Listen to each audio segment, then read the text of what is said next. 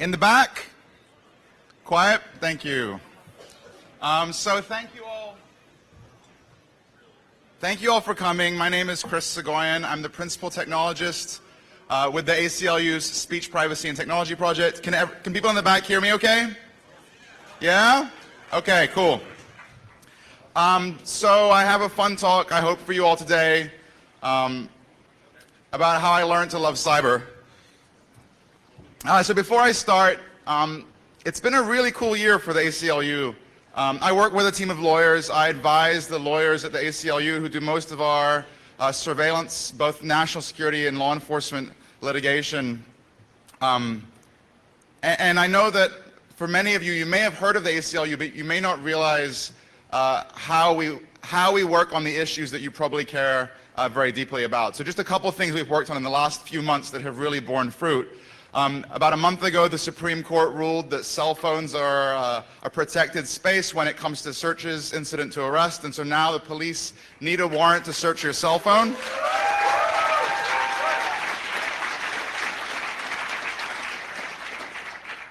That was a big win, something we participated extensively in. We won a major decision at the 11th Circuit down in Florida, holding that location data, cellular location data, whether historical or real-time, is also protected by a warrant, and so the government cannot just simply call up the phone company and get your data.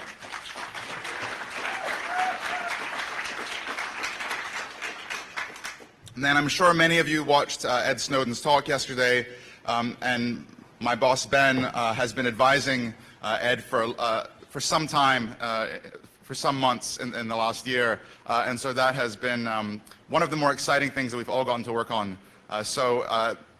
You know, we're really, really happy how things are going so far on that particular set of issues, but Ed Snowden's revelations have really sort of opened things up in many ways on many fronts on surveillance, and you'll really get a taste of that going forward.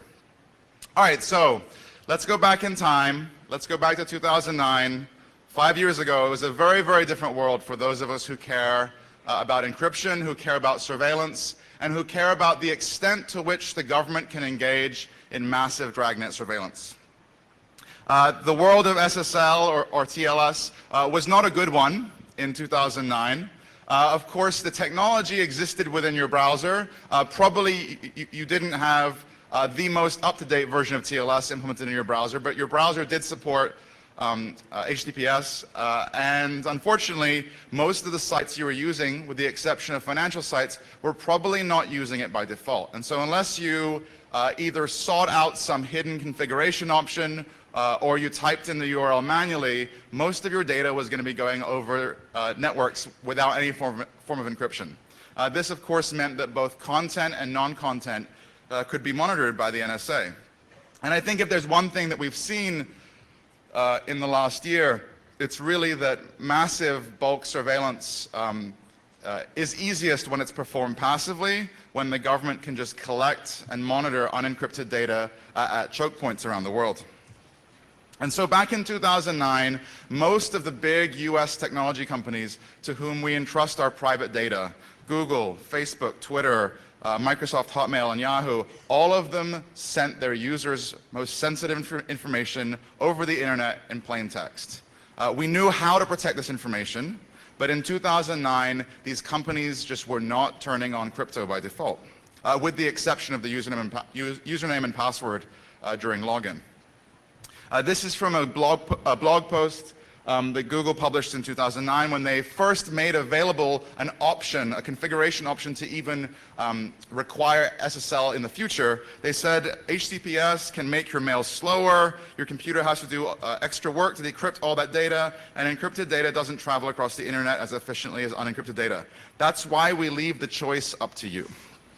And so this is mid-2009, and this is Google's Gmail security team on one hand announcing a good thing, announcing that people don't have to manually edit the URL every time they want to go back to Gmail in the future if they want to do so securely, but on the other hand, clearly putting the responsibility on the individual user to enable this obscure option. And the option was called Use SSL, question mark.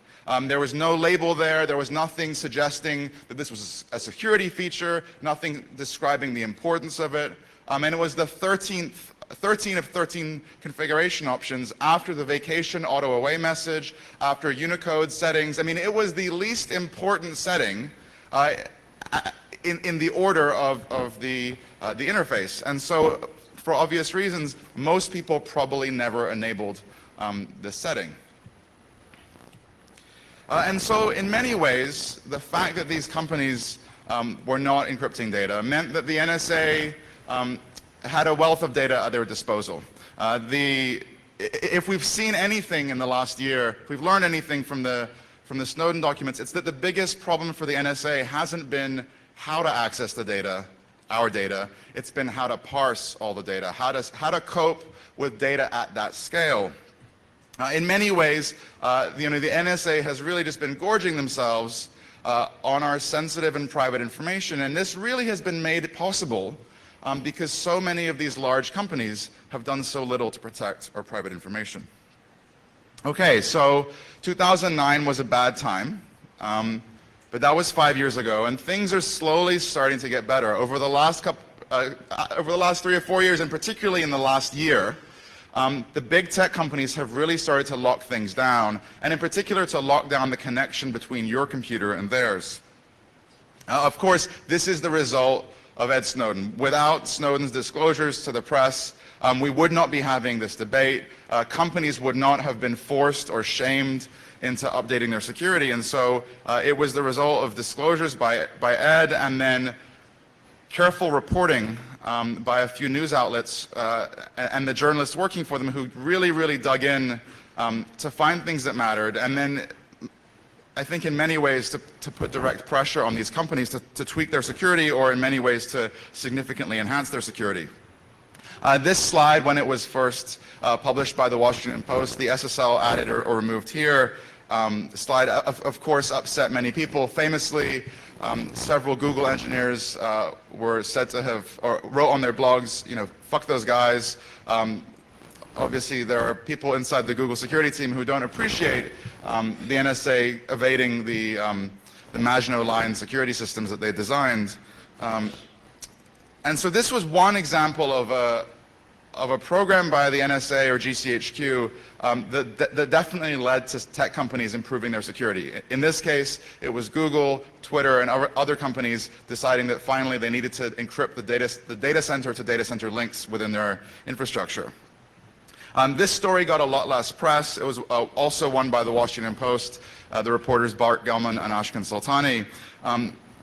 And in this story, they revealed that one of the most interesting targets for the NSA were address books and buddy lists. So information about who you contact, in many cases, is even more interesting than what you're saying to them. I'm just going to sort of zoom in to the chart on the bottom right-hand side. What the Post revealed was that Yahoo and Hotmail users were having their address books collected by the NSA an order of magnitude more times than Google or Facebook. That seems like a pretty interesting data point, and of course the reason for this is that until January of this year, Yahoo wasn't using SSL at all for any of their services. So Yahoo eventually fixed things, and Microsoft has fixed things too, and Google has not only continued with their moves towards SSL, but they've enabled perfect forward secrecy, they've tweaked the algorithms they're using, and so in many ways, the upgrades we've seen have really been as a result of this news coverage. In March of this year, or sorry, May of this year, a bunch of operators of Jabber servers or XMPP servers all got together and said, you know what, it's 2014, we should be requiring encryption by default for the transit links between our users and servers. And so they all turned it on. And that was a really big thing, because now the government, our government, or in fact any other government, cannot just sit on the wire and watch instant message traffic go back and forth. And so we're really seeing this trend towards encrypting data in transit and towards encrypting data between the consumer and the server. This has really been helped by some of the Snowden stuff, but there have also been other efforts. Naming and shaming can work particularly well when the practice that the company is engaged in is largely indefensible but not known to the general public. A few months ago, Google published this really useful transparency report revealing which of the servers they interact with, the mail servers they interact with, and which of those support StartTLS server-to-server email encryption and which of those don't. And the changes that have happened in just the last month or two since Google made this data available have really been night and day, because now we can name the companies who haven't turned on this basic option. And so just in the last month or so, Comcast, Apple, Microsoft Outlook, Craigslist have all turned on TLS for their mail server to mail server connections. And they probably wouldn't have done this had Google not made this data set available. So this, again, has been really powerful. It's probably not really that much of a point to encrypt the connection between your computer and Google if Google is then going to send your emails plain text between Google and Yahoo or Google and Hotmail. And so naming and shaming has also been quite effective. I know that gamification is a pretty silly concept and is rightfully mocked by many people in the tech community, but it works. And one of the most interesting and useful examples here is the SSL Labs project by Qualys, where they give letter grades to server operators based on their SSL configuration. Are they using TLS 1.3? Are they using perfect forward secrecy? Are they protected against particular attacks? Do they have the right configuration options enabled? And I've seen server operators continually tweaking their configuration until they get that A grade, or even better, the A+ grade. This works. It doesn't cost any money to run this test, and if you administer a server or you work in an organization and you have contact to your IT department, I highly encourage you to go and check your own site against the SSL Labs test bed and see what your own letter grade is, and if you're not getting an A+, like my organization currently does not have, I encourage you to talk nicely to your IT department and offer them nice things until they agree to finally get you that A+ score. So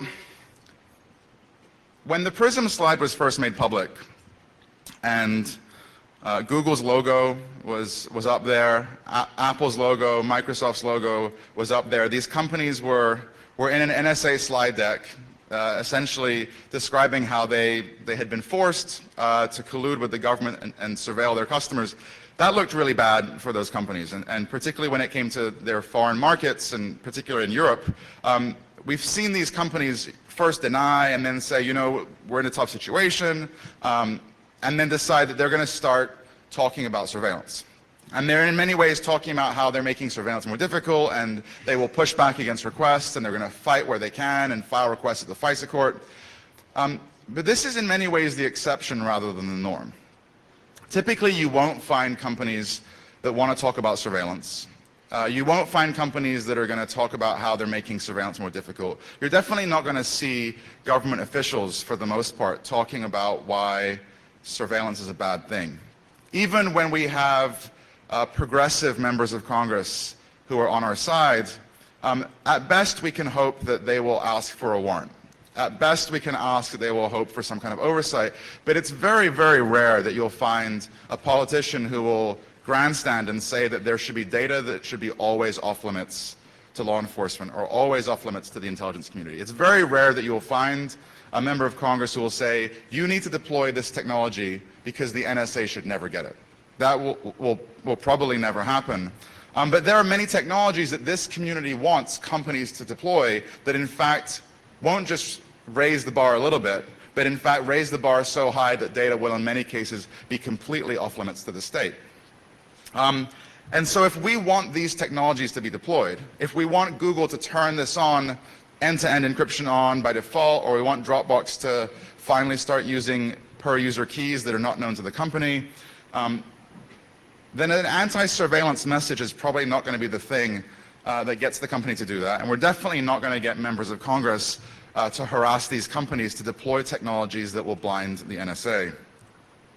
And so for that reason, we need a different message. We need to be comfortable with spin, and we need to be comfortable using a message that for far too long we've left to our opponents.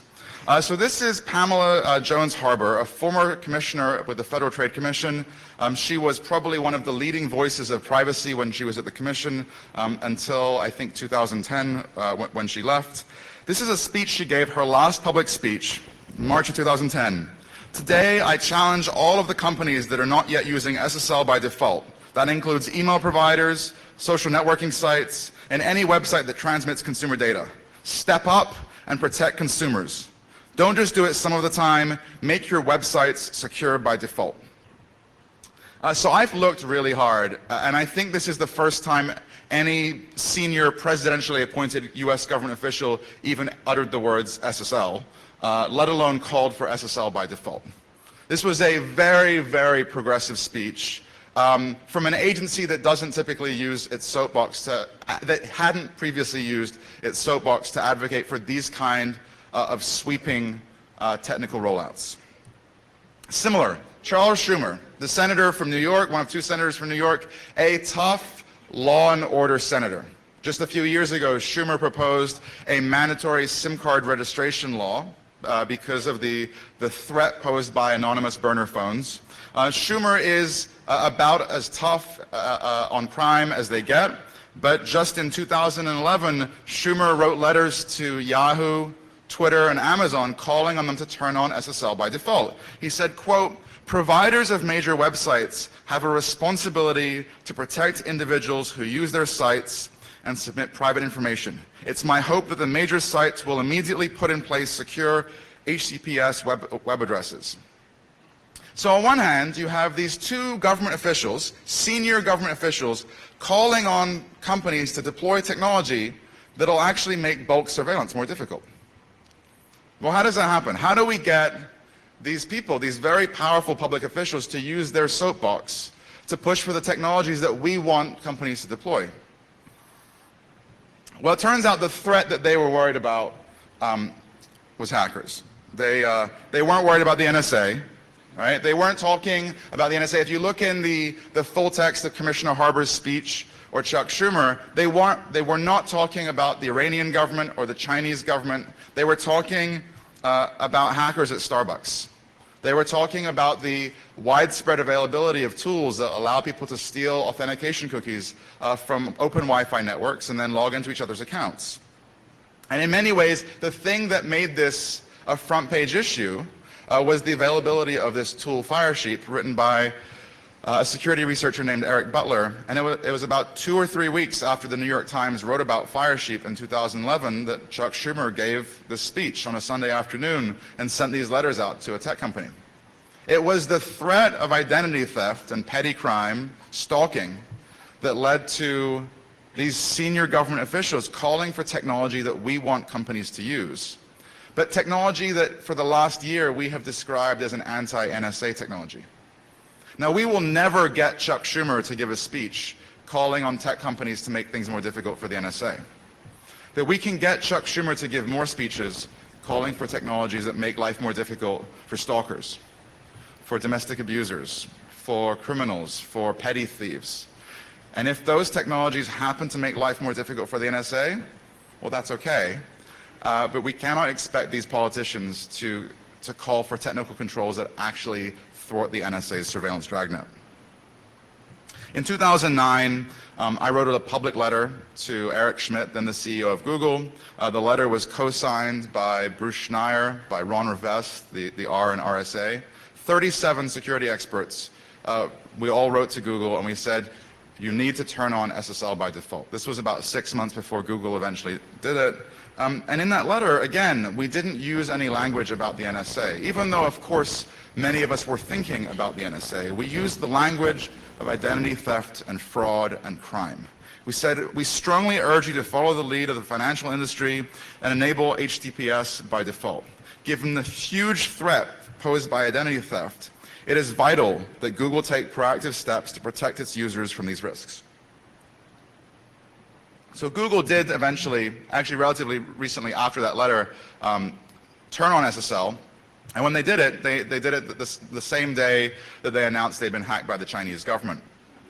And we can have a discussion about whether that was a very cynical move by Google and they were trying to show that they were doing something to stop the Chinese. But what's important to understand, again, is that when Google announced that they were turning this on, there was nothing in their marketing material, nothing in their blog post about the NSA or the FBI or law enforcement or deep packet inspection by ISPs. It was timed with the announcement of the China hack. And so by framing things in the context of threats that US government officials are worried about, we can make it much easier for companies to do the right thing in a way that we like. Okay, so in addition to that, we should remember we have agencies at the federal level that are there to protect our privacy and our security online. The US doesn't have a system as robust as Europe, where you have, in many European countries and in Canada, you have a single privacy commissioner who on one day is giving a speech about Facebook, and the next day is giving a speech about the intelligence community violating people's privacy rights. We don't have that in the United States. The two sort of biggest agencies we have are the Federal Trade Commission and the Federal Communications Commission. And the FTC's mandate doesn't extend to surveillance. It doesn't extend to the activities of government agencies. It extends to activities by companies. The FTC goes after Facebook for lying to you about how they protect your privacy. They go after TJ Maxx for losing credit card numbers. And so if we want the FTC to do things on our behalf, we need to sugarcoat it in a way that makes it palatable to them and allows them to make statements without making it seem like they are overstepping their authority. By the same token, the Federal Communications Commission, they aid the surveillance state. They were the ones that were required by Congress to implement CALEA, a wiretapping law. They forced the carriers to build wiretapping features into their networks. And so if we make it difficult for them by asking them to do anti-surveillance actions, we're going to hit a brick wall. So we need to frame things in a way that are palatable to the two agencies that are most equipped and have the most power to do things to force companies to protect all of our data. Okay, so that brings me to cyber. I know that this term has a lot of baggage in this community. I know that for many people, cyber means a potentially embarrassing online conversation with someone whose gender and age may not actually be what they told you. And I know that there's this message in the community that people who say cyber and use it to mean internet security are idiots. Right? We have this idea that real experts talk about information security and idiots in DC talk about cyber. In the same way that we would like the word hacker to mean people who tinker, people who experiment, people who push boundaries in technology, not criminals. But that ship sailed a while ago. There is a cyber industry in DC. And they don't care about the fact that you think the word cyber is stupid. You may think that cyber means age, sex, location, but for the people that matter,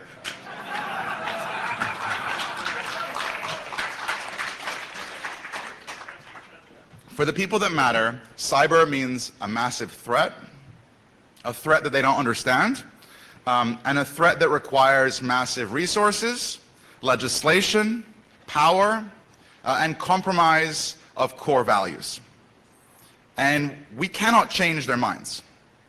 We can have that fight. We can stand there and try and convince them that cyber is a stupid word, or we can focus on the actual core problem. Thank you for that one person who's a realist. So many of you may, of course, know James Clapper, who famously lied before Congress when describing what the NSA wasn't doing. Clapper gave a speech before Congress just a couple years ago, 2013, last year. He said, "When it comes to the distinct threat areas, our annual Intelligence Community Worldwide Threat Assessment this year leads with cyber, and it's hard to overemphasize its significance. In previous years, terrorism had been the #1 threat that DNI identified as a threat to this country. In 2013, cyber was the #1 threat that DNI identified." Again, we can have a debate about whether they know what they're talking about. We can have a debate about this word, but they've already put it at the front of the agenda. He added, "These cyber threats put all sectors of our country at risk, from government and private networks to critical infrastructures." So when you have the top intelligence official in the country going before Congress and saying that this cyber thing is a massive threat, members take note. When you have large defense contractors taking out subway advertisements in DC talking about 0 days, the congressional staffers who ride the subway to work, they take note. right? And so, again, we can sit here and say, from our ivory tower and say, they don't know what they're talking about, they're not even using the right words. But members of Congress on a daily basis are hearing from people that they trust, people who have legitimate sounding resumes, who've worked in the government themselves. They're hearing from them that cyber is a massive threat and that they need to do something about it. This is, of course, is Keith Alexander, until recently the director of the NSA. Those of us who are cynical, I think many people in this room are probably quite cynical, particularly after the last year. Those of us who are cynical might say, well, they're just hyping the cyber threat because they want to make lots of money. Keith Alexander famously, as soon as he left the government, started talking to financial firms and offering them cybersecurity consulting advice for $1 million a month. And so we could say, look, these defense contractors, they want to get rich. Cybersecurity is the only part of the defense budget that's going up right now. These guys see an opportunity to make some money, and they're ginning up the threat. Right? They just want to make money, and the way they do that is by spreading fear, by going to Congress and saying that the sky is falling, that we're under attack. So what? Every day, a lobbyist is going to a member of Congress or a congressional staffer and telling them that there's a cybersecurity threat, that this is the biggest threat our country faces. Every day, congressional staff and members of Congress open up the newspaper and read stories about massive data breaches in which hundreds of millions of credit card numbers are stolen, confidential intellectual property, trade secrets, stuff is walking out the door. And if the response from our community, whether the technical side of the community or the civil liberties community, is to say that there is no cyber threat, or that the cyber threat is overhyped, we won't be taken seriously. Because the fact is, there is a cyber threat. We just don't like the terminology that they're using, and we question their motives. And so in many ways, this cyber stuff is like a train. It's a train that's moving really, really fast, and there's a lot of weight behind it. And if we try and stand in front of it, we're going to get squished. But the thing is, we can sort of direct the direction of the train. And the reason for this is the people who are getting the briefing. This is Ted Stevens, the now deceased senator, and Ted Stevens very famously gave a speech in which he called the internet a series of tubes and instantly became a global laughingstock. Now, I live in Washington, and I go to Congress on occasion, and I talk to staffers. And my guess as to what happened is that someone came in to give Ted Stevens a briefing, and they described the internet as a series of pipes. And then an hour later, when he was talking to someone else, or giving that speech, it sort of got flipped in his brain. And you can sort of see the connection between pipes and tubes. It's pretty close. And for a non-technologist, for a non-tech expert, grasping that concept is pretty impressive. And so here's how it works. You have these lobbyists, many of whom are former military or government officials who know nothing about technology, and they're now working for defense contractors. And they're going to Congress every day, they're going to the executive branch every day and talking about this cyber threat. And the people they're talking to are congressional staffers, most of whom are 25 years old with a political science degree, or members of Congress who don't have any technical background, and they're talking about the cyber threat. And so you have two people having a conversation, neither of whom actually understand the technology. And so what that means then is that a successful lobbying pitch by an ex-general now working for Booz Allen or Raytheon or Lockheed is merely to leave the member with the impression that the cyber threat is big, and that maybe their company's tools and solutions are what they need to buy or what we need to give money to. But they never get into the weeds. And so this is an opportunity for us. If we try and convince Congress that the cyber threat is not real, we will lose. If we say that the cyber threat is real and the solutions that we want can solve the cyber threat, then we win. Right? There are many, many, many technologies that we would like that would in fact make it more difficult to steal credit card numbers, that would in fact make it more difficult for the Chinese government to steal proprietary information. But those technologies would also have the side effect of protecting our civil liberties and protecting our information from massive bulk dragnet surveillance. And so for far too long in Congress, there's been this decision that policymakers have been stuck with. They weigh, on one hand, civil liberties, and on the other hand, they weigh national security and public safety. They're told, okay, we're going to allow wiretapping without a warrant, but on the other hand, we can stop this ticking bomb. And so all you need to do is just pass this legislation that gives these good people the authority to do what they need to do to keep us safe. And it's really difficult to go in and talk to a policymaker and tell them that that's a bad idea, because if there's another attack and they didn't sign on to that legislation, they're going to lose their next election.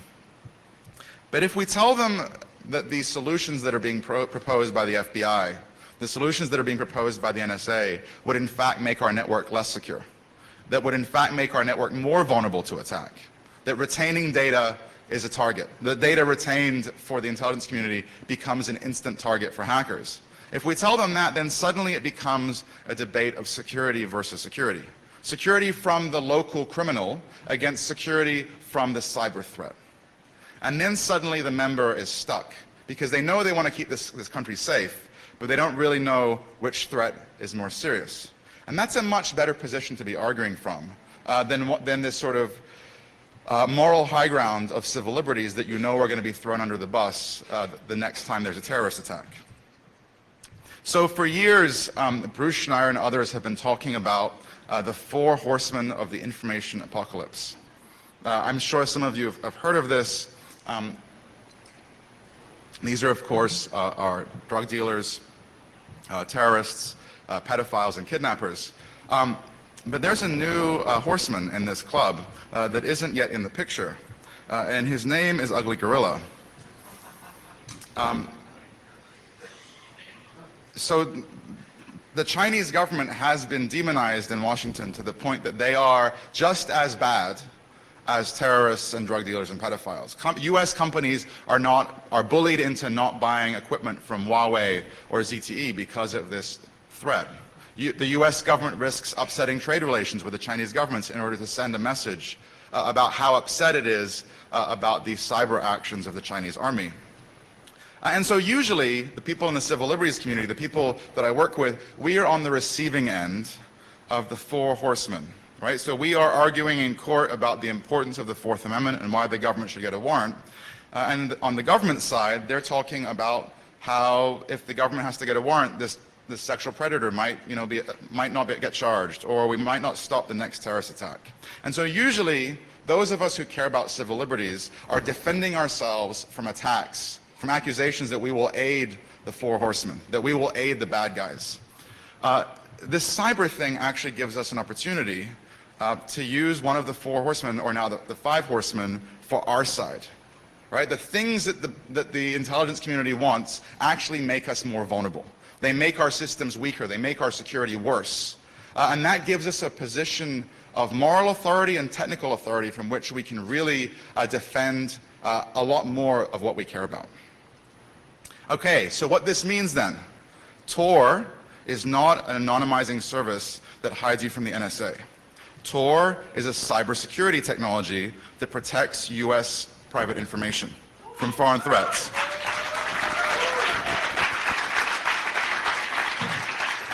Silent Circle and Redphone, the two technologies that use the ZRTP protocol. These are not secure technologies that blind the NSA or wiretapping proof technologies that keep the FBI out.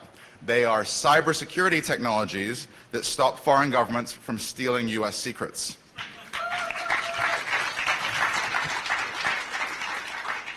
The Whisper Systems Tech Secure app, which I hope all of you are using because it's finally the first easy-to-use encrypted instant messaging solution that I can actually get my family members to use. This is not a tool for terrorists or criminals. This is a cybersecurity solution, and we should all be pushing cybersecurity solutions. All right, so repeat after me. Cyber, cyber, cyber. All right, you don't have to actually. But really, you get the idea, right?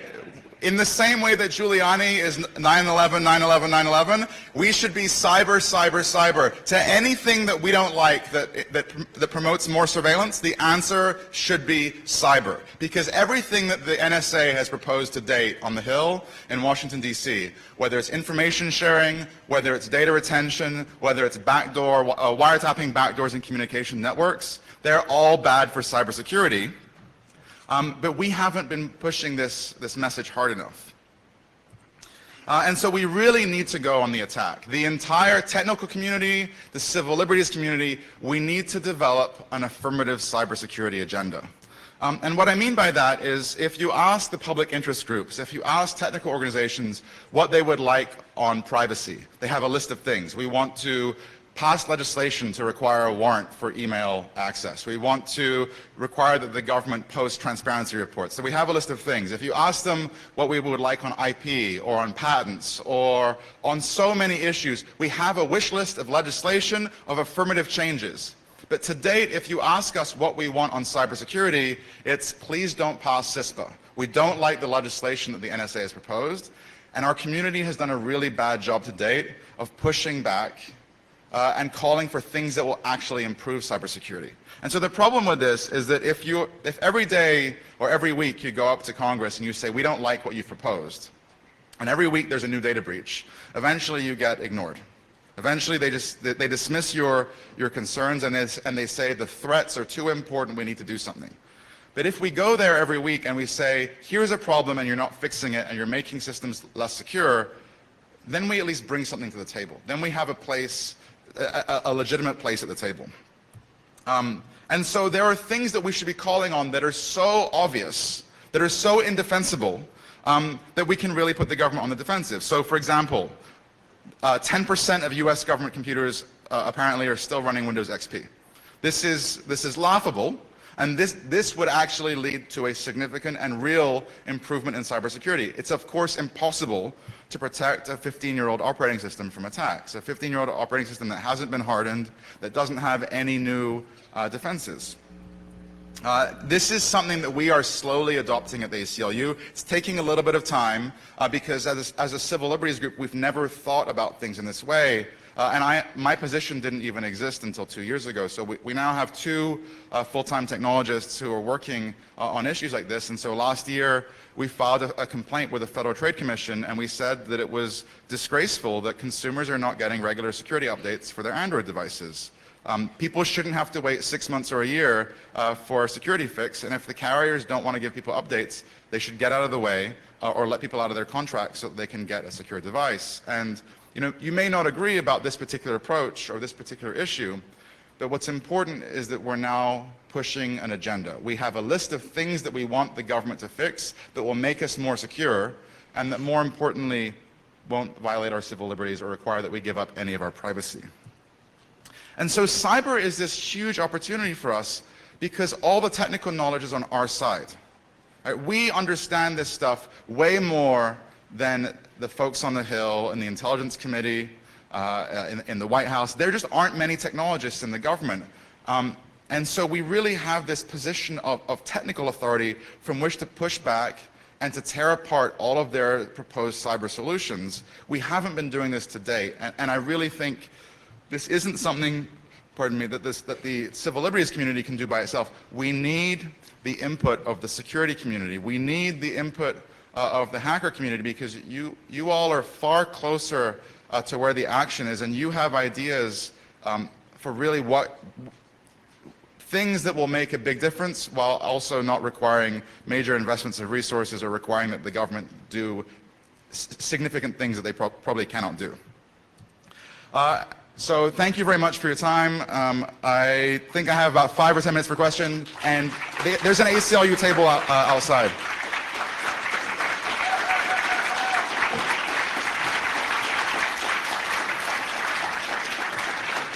So I don't know how the mic thing works here. Is there a mic? There's a mic over there. I can't see anything. So if you want to ask any questions or rant for preferably no longer than 20 seconds, please come up to the mic. Otherwise, you can find my contact information online, and we are always looking for suggestions for things that we should be working on that are sane. Hi. Can you hear me? Mike? Can you hear me? Yes. There used to be an Office of Technology Assessment to advise Congress. Do you think that it's worth, I think it's been gone for a while, do you think it's worth a community effort to try and advocate for its reinstatement? So what she's saying, there used to be an Office of Science and Technology or something along those lines in Congress that provided non-biased technical advice to members of Congress, nonpartisan, non-biased advice. And when Newt Gingrich came into Congress, he shut it down because he said it was a waste of money. So what it essentially means is that there are very, very few to no technical experts working in Congress. Most of the people there have political science degrees. They are not technically skilled. I think it would be a great idea if Congress hired technologists. I was the first technologist that the Federal Trade Commission ever hired, and then they hired several more, including some of my friends, and then they appointed a chief technologist, which is now a senior computer scientist on rotation through the agency. I think the more technical experts we get in DC, the better. It's always a good idea if you can have people who know what they're doing advising policymakers, so that way when a lobbyist comes to them and says, this great idea will fix everything, they can say, well, actually, it's not that good of an idea after all, and it'll break the internet. Yes, ma'am. Chris, great presentation. Thank you so much. Isn't this really about protecting American intellectual property? And isn't that another thing that can help unite people, that we need to strengthen the security systems across the board? I'm not going to walk down the road of IP laws. I suspect that my opinions are probably not the same as many folks in Congress on IP issues. But I will say that given that we have a multi-billion-dollar industry complaining about IP theft, if we can say that security technologies will protect IP from being stolen, let's go with that and use them to our advantage. So yay for 3 women asking questions right off the bat. But no, my question was, I think, well, it's not really a question. I just think that it's good to have messaging, and so I really appreciate that. And I also appreciate then supporting tools. But I feel like there's a missing piece, and we have to go further, because, using tools and protecting ourselves, citizenry of countries who are engaging in, cyber warfare against one another, which is actually what's going on. I mean, it doesn't really protect us doesn't really protect against DDoSing or, pretty high-level espionage or the 0 days.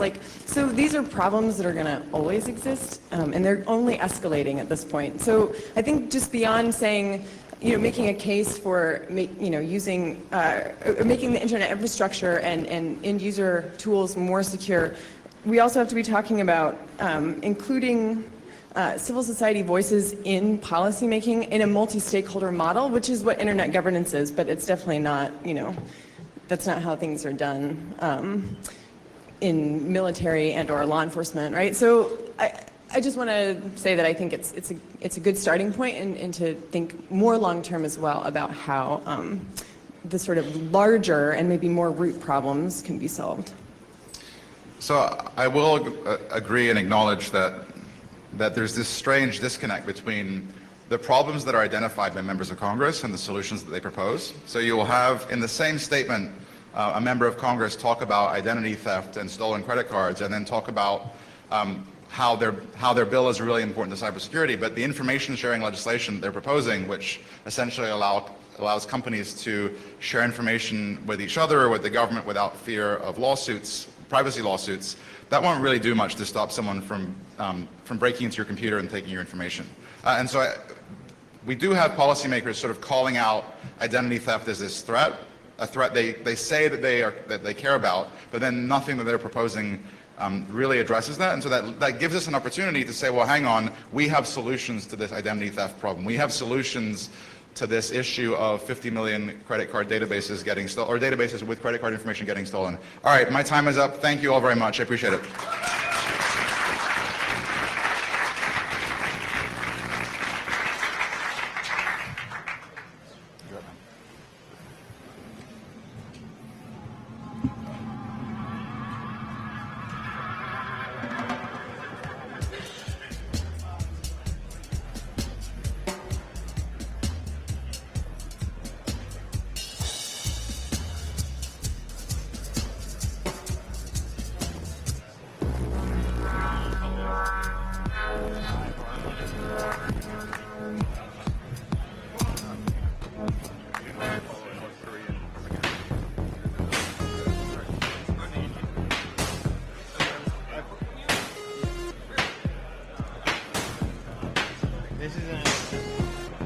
That's what apparently modern ThinkPad's doing.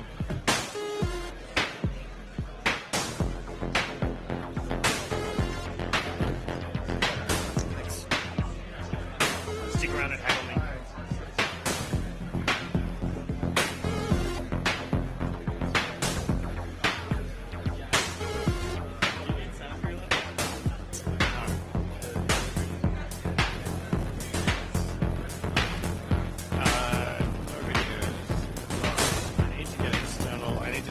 Or if it doesn't work, I can display off. It's not picking up the external display.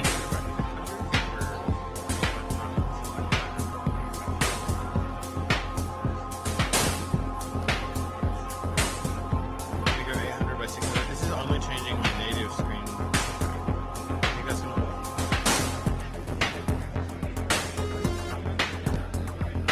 Give me this, turn this.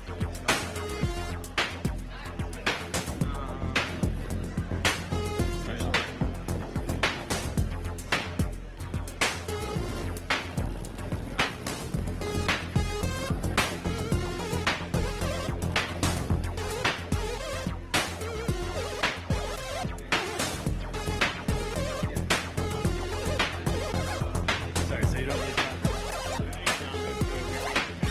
Okay. Let me... That's all right. I just want to get this a little closer.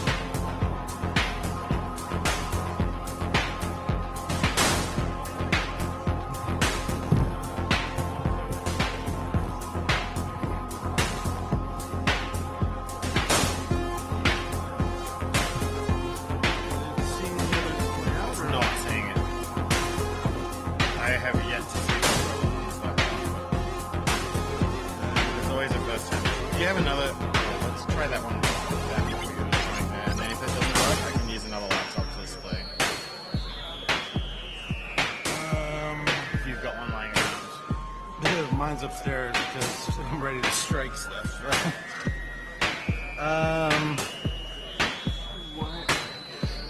It's no, it's Track 10.4. It's just not seeing the external monitor. So yeah, it might not have the drivers for it. Did you test it before or no? I've displayed lots of stuff on this. Yeah.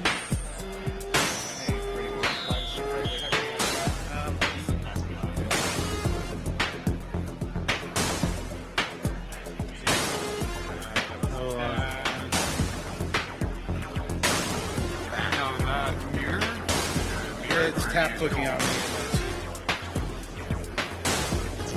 That was bad. I don't know if I can recover from it. I'll try. The problem is I can't get that other window.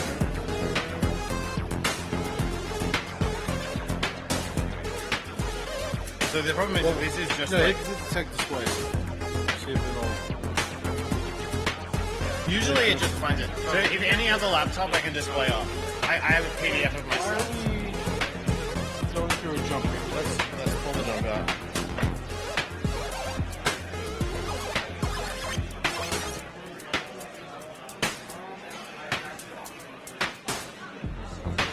Yeah. Well, you can knock your display. You can knock your resolution back.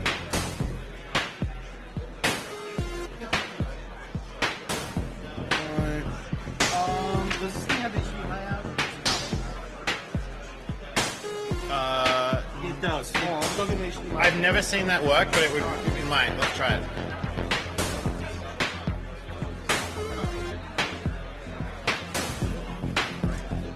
Well, the good news is the pressure's off. Alright, good. I can display off anyone's laptop if anyone has a laptop. Maybe I should ask Chris.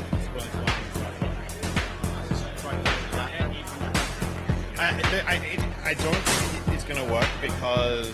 Well, If the hack we can let me try a different window manager. really not work,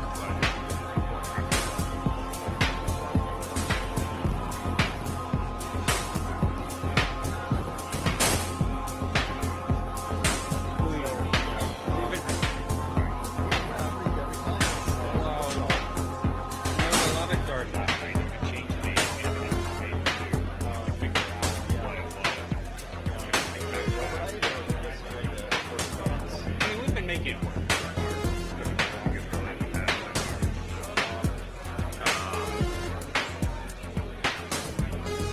So what I think we should do is focus on finding another laptop.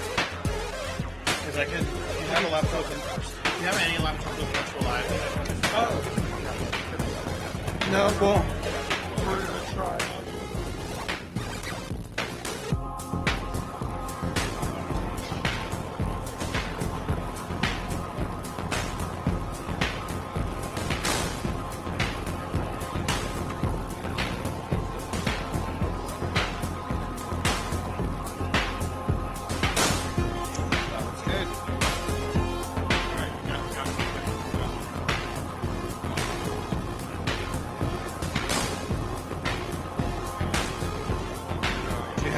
Did that work for people? It's good. It's good. I don't know if you're mirroring. Let me see whether I can figure out the stuff I need. What I'm gonna do.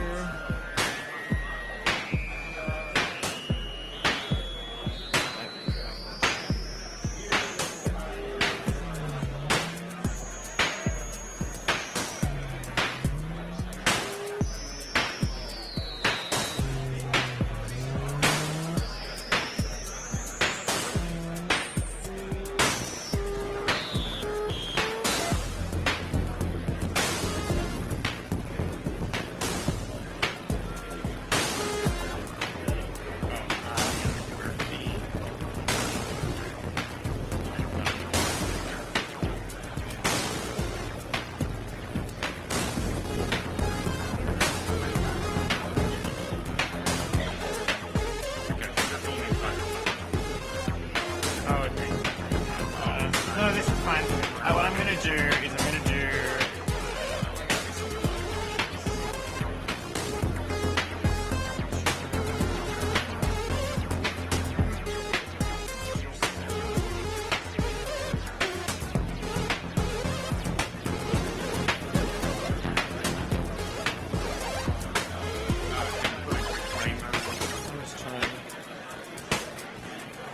Should be actual pre. Hey, all right. Quick announcement, intro, and then it's all yours. All right. Thanks. Welcome.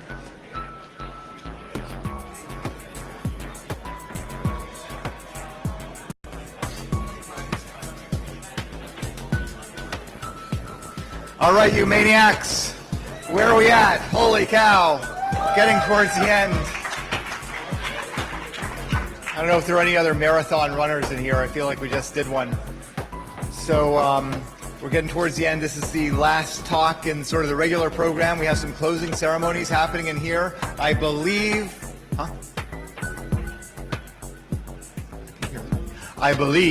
that we'll have the Olson room in the back simulcast with the partitions open for the closing ceremonies because a lot of people are still here. So stick around for that. Stick around to clean up a little bit. If you can't stick around to clean up a little bit, clean up a very small little bit and take your own personal trash and send it in the back. That way someone else doesn't have to do that. So without further ado, this is Peter Eckersley with Privacy Friendly Hypertext.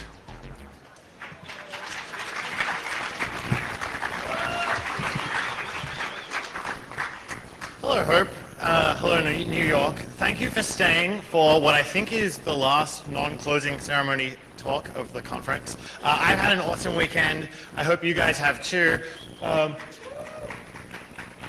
I am here to talk about an EFF project that is dealing with a different kind of surveillance from the kind we've been talking about a lot this weekend. Of course, EFF works on government surveillance, defending against wiretapping. But today, I'm here to talk about the actual designed nature of the web and hypertext, the fact that it's spying on us all of the time, and that it's time to do something about that. So we have this project that we launched in alpha a few months ago. Actually, tomorrow morning we're going to be going beta, so you guys get a preview of the new cool features and stuff that we're doing tomorrow. in this little program called Privacy Badger. I want you all to remember that URL. It's really easy to remember. You can install this thing during the talk, after the talk. Probably not during the talk because you'll get distracted and you'll tell me about the bugs in the software, and I don't want to know about them until afterwards. You can file that stuff on GitHub. But, you know, I'm not just talking about Privacy Badger and this piece of software. I'm actually telling a story, I think, about the architecture of the web and the architecture of hypertext and the way that privacy does or doesn't fit into that.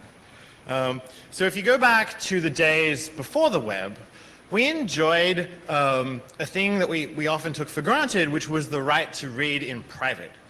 You could walk into a library and walk between the stacks and pull out a book and start reading it. And unless there was someone cute further up the aisle looking at you, watching what you were doing, for the most part, no one would know what you chose to read. You could walk into a bookstore and purchase a book in cash, and other than the person at the checkout counter who didn't know who you were anyway, you could take that book home, put it under your bed, and no one would know that you were reading about whatever it was, anarchism or Islam, or secretly you were a conservative and you didn't want anyone to know that. Today, that right is gone.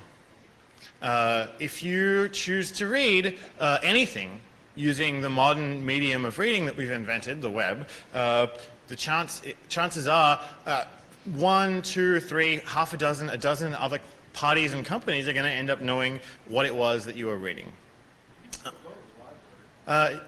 We can indeed still go to the library, except by doing so, you're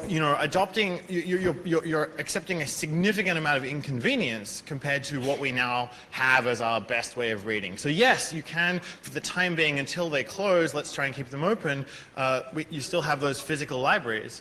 But you know, we've just lived through something that was actually the equivalent of the Gutenberg invention of the printing press in terms of the degree of transformation and awesome improvement of writing in terms of the way it works, but we didn't bring privacy with us. Anyway, throughout this slide deck, I'm going to have some pictures of badgers because I can't help it. And, you know, we have the sad badger because we've lost the right to privacy. And we've built this new medium, the World Wide Web. It's an amazing achievement. But along the way, we failed to build it with privacy in the design. And so the web, you know, has these creepy eyes that are spying on us.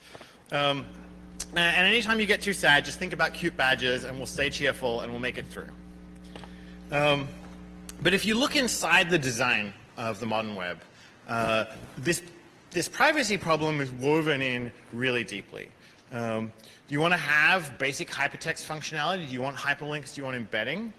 Well, you just also built referrer, post, and get tracking. The pages you're looking at just disclose to other web servers the fact that you were looking at the source page when you embedded an image. And of course, we don't just use the web for hypertext. We use it for user interfaces. So do you want a stateful user interface that remembers what buttons you clicked and actions you took a moment ago? Well, you need cookies or some other state tracking mechanism. And those turn out to also be the index identifiers that are used in these giant databases of our reading habits and online activities. So the awesome functionality we wanted is completely entangled with the design of a surveillance system.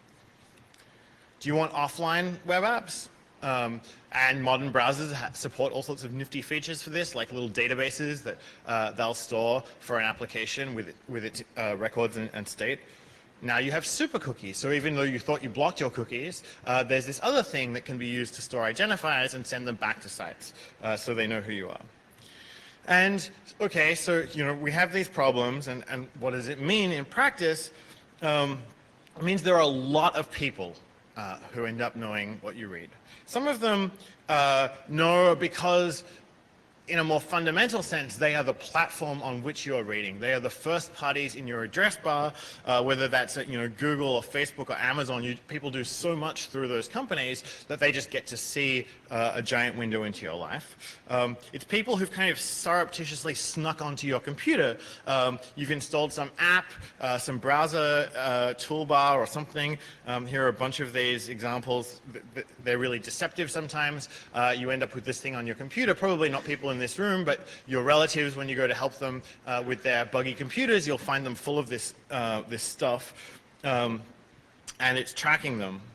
And then these guys, the third parties on the web, are the ones who really take advantage of those properties of hypertext I was talking about before, where they've woven themselves into the page, and just by loading it and all of its sub-resources, you end up telling them what you're doing all of the time. So this is the situation, and I'm going to focus in this talk on these kinds of trackers.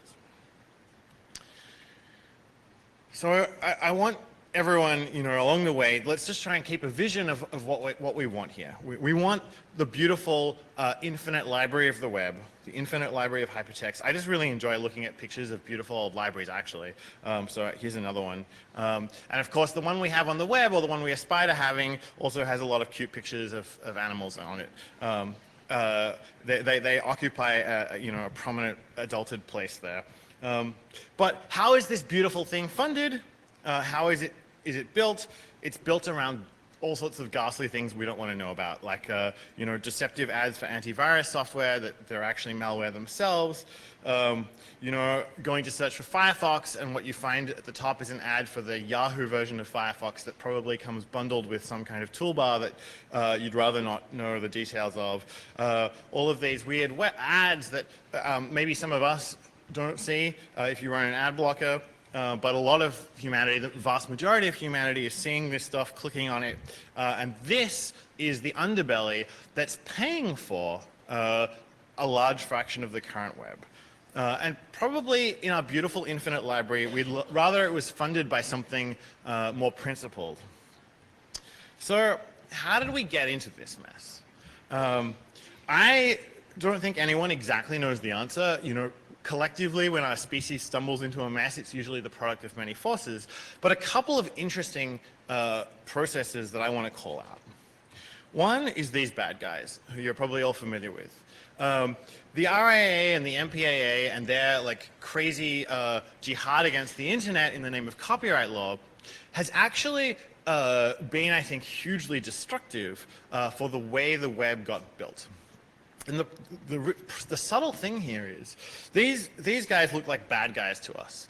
But if you're a policymaker, if you're a member of the establishment, they're a respected industry that's been around for a long time and has a legitimate claim to representing, or semi-legitimate claim at least, to representing creative people, authors, artists, musicians, who need to get paid for their work.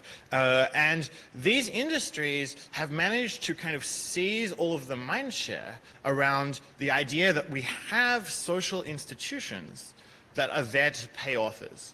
And those institutions are all copyright and its handmaidens. It's DRM, collecting societies, all of this infrastructure that we know, everyone here knows, is hopelessly broken.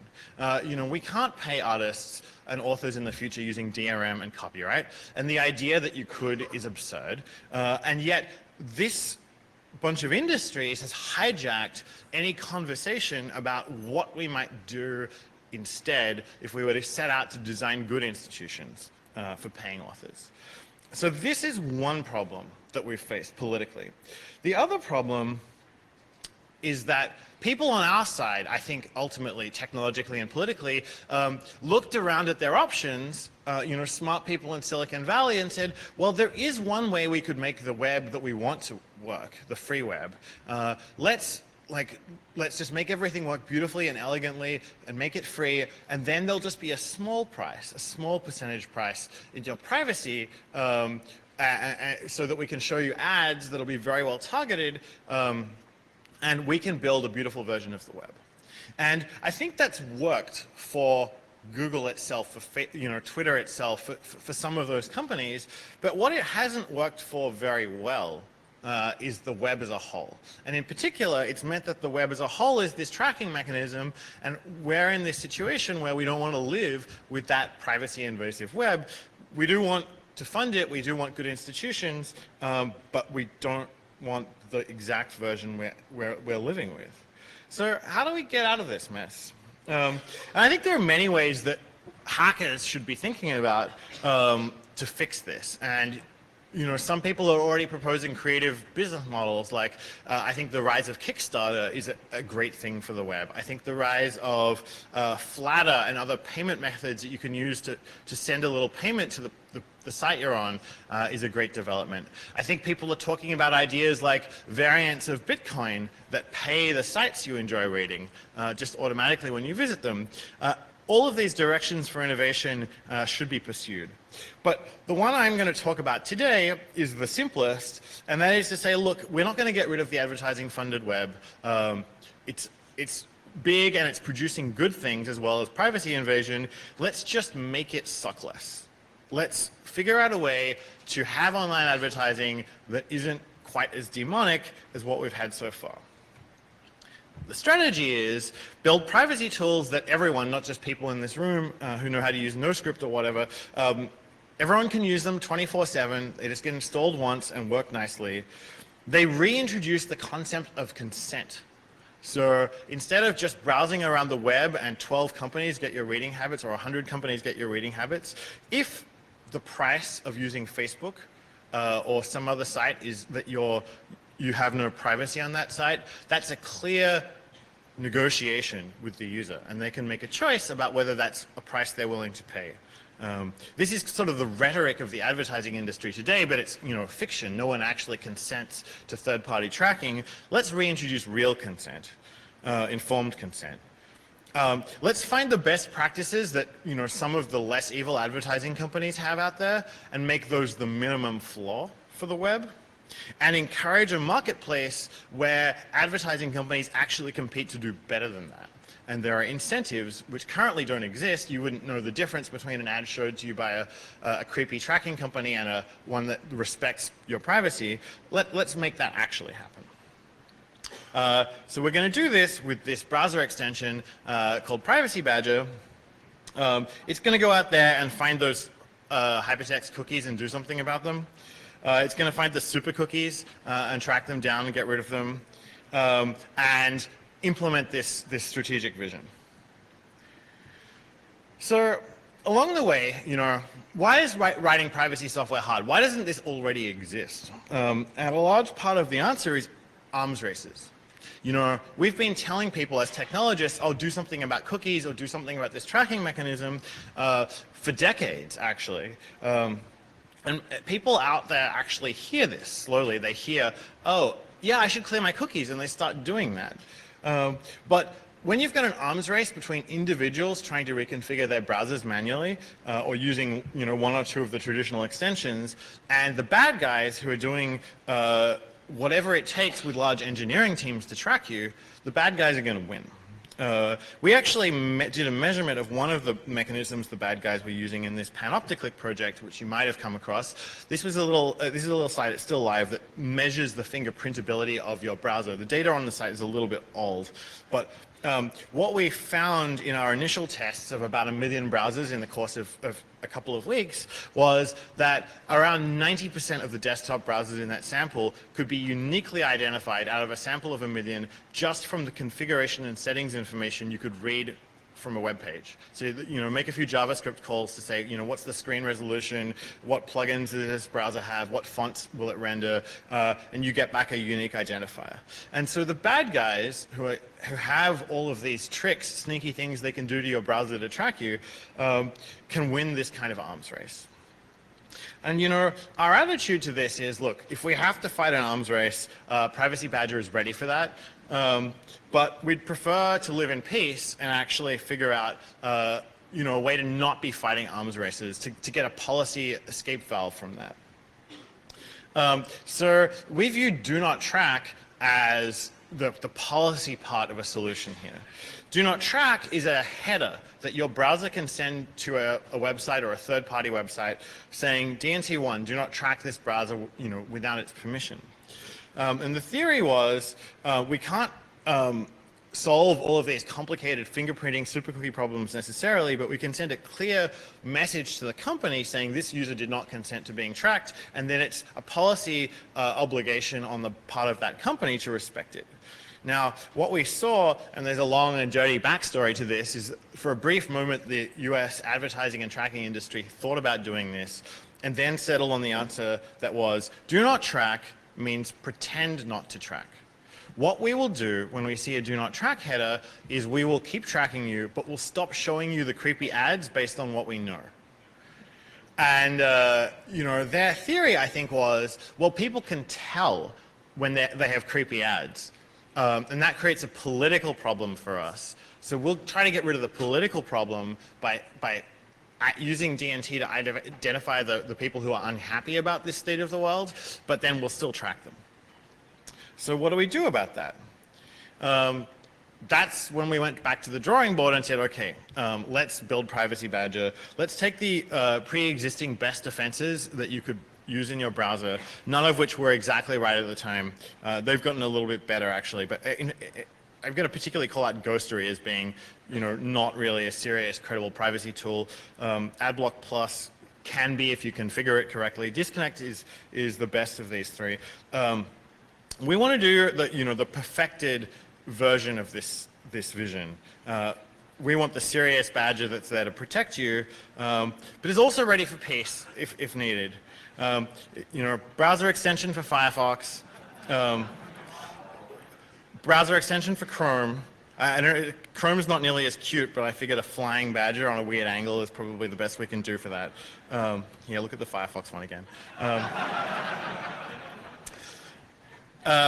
Strategy is, as I mentioned before, reintroduce consent. The tactics are block all of the non-consensual trackers. But if a domain promises to honor do not track, then unblock that domain. And how do we measure that? Well, we're working on a standard for this. We have a draft on our site you can look at. Actually should have put the URL in here. It's eff.org/dnt-policy. It's a verbatim text file, a bit like a robots.txt file, but you post a verbatim promise that's a strong promise saying when we see a do not track header, we will honor it in this specific way that's set out here. And then that becomes legally enforceable in the United States. If a website does that, makes that promise, and violates it, the FTC, the Federal Trade Commission, can go and enforce against that. Or in Europe, the European Commission can go and create legal consequences for people promising to honor do not track and then lying about it. So we have this way of checking for sites that promise to do it right, and then we're creating incentives for them to do that. So Privacy Badger will never block the ads or widgets or third-party stuff of a site that makes this promise. There were 3 design options we considered for how to do the blocking part. One would be, you know, manual curation along the lines of AdBlock Plus. Then there's an automated centralized version, and then an automated decentralized in the browser version. So the first vision is you work with an open source community and you make an exhaustive list of every tracker you can find. And this sort of works for AdBlock Plus, but it involves shipping a canonical list of everything that's considered good and bad on the web. And at EFF, we didn't really want to do this if we could avoid it. We didn't want to be in a position of arbitrating for the whole web by hand. The second option would be to run a giant crawler or a set of crawlers across the whole web and try and figure out what things were violating your do not track requests and identify those and then ship an automatically generated block list. The third version would rely almost exclusively on algorithms in the browser. So the browser itself watches what's happening over time. Privacy Badger is there observing third parties in your web pages. And it automatically blocks them when they appear to be tracking. Now, interestingly, it turned out Internet Explorer 8, I don't know if any of you ever used Internet Explorer 8.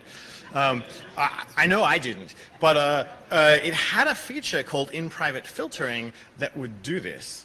And they actually pulled it both because of lobbying by the advertising industry and because of the fact that when you turned it on, eventually it would start breaking things that were both trackers and necessary for the functionality of pages. A good example of this is pages that embed Google Maps. The domain that serves the map tiles, it sets cookies and tracks you, and so it would get blocked. But you probably didn't want those maps disappearing out of those pages. So we knew from that lesson, that history lesson, that it wouldn't be good enough to just do that. We said what we'll do is we'll include an additional gray list that goes over the top of the algorithm and says, if we know about a domain that is like this, we'll, instead of blocking it altogether, we'll block its cookies. And the aim was, for this third option, to build something that might one day be shippable for the browser vendors themselves, might be a standard that could be deployed across the web. We had to do some calculations on whether we thought it was feasible to do tracker blocking this way. This is a data set from a paper by Bao and Mayer. Jonathan Mayer actually spoke earlier today. This red graph shows the relationship between false positives and success at blocking trackers if you do this kind of observation of tracking just from inside a single browser. You know, how many first-party sites do I see this third-party tracker on? So on this axis, you have the false positive rate. Higher is worse. On this axis, you have the fraction of tracking that's stopped. Higher is better. And then the blue line is a more global view. It's a global classifier, like I talked about, a crawler that you run across the whole web. But we want to be close to 100 here. So we want to be somewhere up in this region, whichever method we use. And then we're going to have to drag ourselves back over to the 0 or close to 0 false positive rate, and that's what the cookie blocking gray list does. And so then the question was, how many domains would we need to manually graylist in order to get close to 0 false positive in practice? The answer seemed to be like a few hundred. So we just set out and from this data set, we went and identified those few hundred domains, graylisted them, and then said, okay, we've got a GitHub bug tracker. If people find other things that need to be graylisted, let's just deal with them as they come up. So we're going with this decentralized thing that might one day be part of a browser. We have this graylisting mechanism. It's option 2 out of this list at the beginning that I showed you. And we've built it. And you can get it at this URL. Now, I'm going to try and, this may not work. I'm going to try to actually jump over and give you guys a live demo. We'll see how I go with my luck and multiple displays and getting a browser to run here.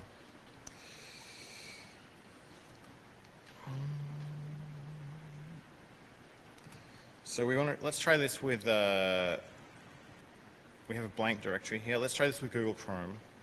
You guys actually can't see this, all right.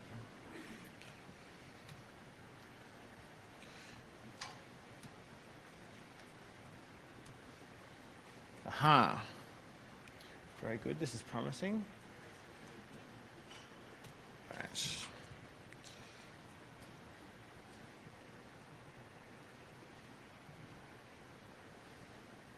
So what we're going to do is we're going to run a fresh copy of Google Chrome here.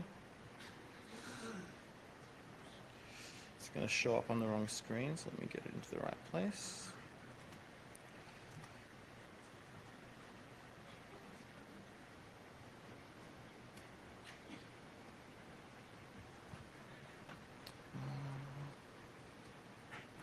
Of course, your browser, the very first thing it wants to do is get your identity and start tracking you, but we're not going to let it do that.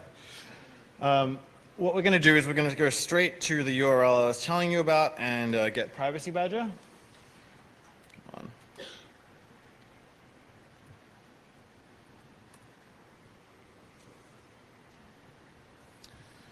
I'm sorry these fonts are super small, so I'll try and make that a bit bigger so people can see. Okay, so we can install this.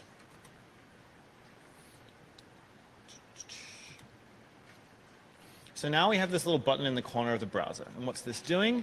On this page, it's not doing anything. There's no trackers here. But let's go and look at anyone want to name a random website on the... YouTube. All right, let's go to YouTube. YouTube's an interesting one because it has some third parties in it, but they're all sort of basically run by the same company. And what you see right at the moment is all of these are listed as green because Privacy Badger has no data, no multiple sites that it's observed any tracking across. So let's go to another site. let's go to CNN.com. They've been, you know, is that the television station that's been playing at us in the elevator? They're talking about plane crashes. Let's look at an article here. Let's go to another tab, Slashdot, because what we want is to see, after a little while, when Privacy Badger starts seeing you on multiple, this is talking in the background here, when it starts seeing you on multiple pages, it's going to start saying, wait a minute, not everything's green anymore. Actually, even within a few pages, you've seen multiple instances of double-click trying to cookie you inside those pages. So double-click is an example of a domain that's been completely blocked. It's just not loading the content from that domain. It's also seen Google.com on several of these. Google, as a third party here, is not being blocked because it's often used for API functionality. Instead, it's in this yellow state where it's having its cookies blocked. So Privacy Badger is automatically able to figure out. Let's go to another news site. Let's go WashingtonPost.com. Here on this one, wow, there's a lot of stuff going on in here. This is all still being whitelisted because it hasn't been observed very much. But let's open like 5 more tabs. And like, so youporn.com. Yeah, guys, you want to call them out? BuzzFeed. BuzzFeed. Pornhub. EFF.org. Yep. 4chan. 4chan. White House privacy policy. NSA.gov.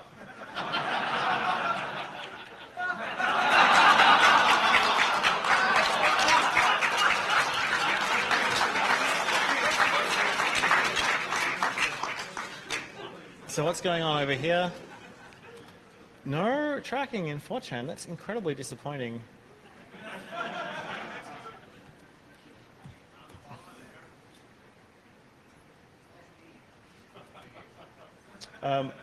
Anyway, so I'm going to go back to this Washington Post page we saw a moment ago, and let's see whether anything has changed when we reload it. That giant pile of domains that we saw before, actually a lot of this is still green. There are a few things getting blocked. Let's do a few more pages then. Amazon's not very tracky. It's like YouTube. The big online companies tend not to have these giant piles of third parties because they run them themselves. Whereas it's news sites and TMZ, go to the Guardian. BH, go to video. WikiLeaks.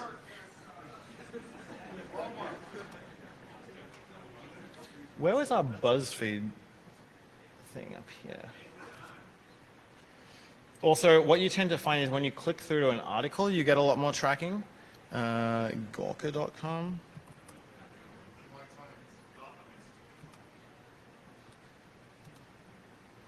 We have the Times up here. Let's go back to the Washington Post and open an article.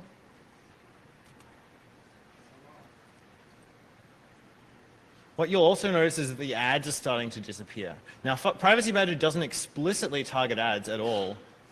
It actually just treats them the same as everything else. It just happens, oh yeah, so we're starting to see that even, these trackers that were green before are actually being marked as things that are not respecting your do not track requests.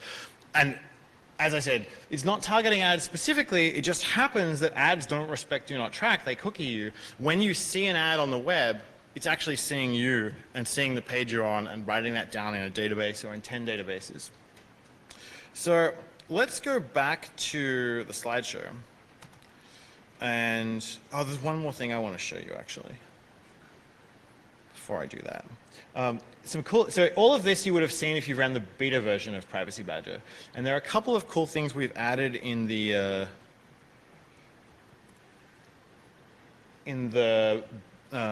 sorry, all of this was in the alpha. We've got this beta that's launching. You can actually get it on the site right now, even though it's not labeled as such.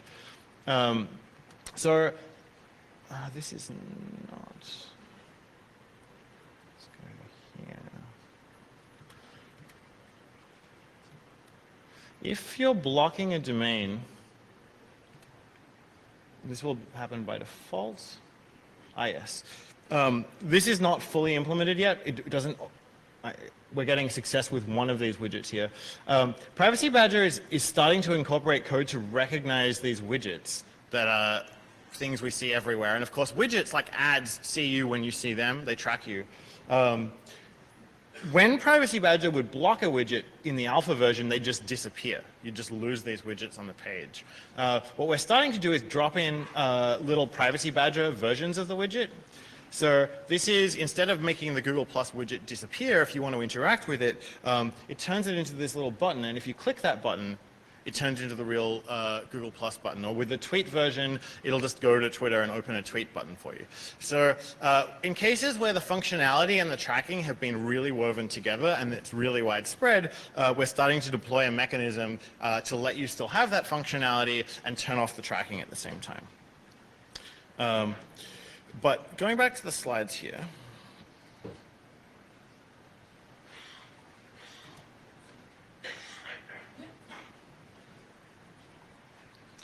I just want to talk a little bit more philosophically about the state of the web. It's sort of an open question about whether we're willing to live with advertising. I think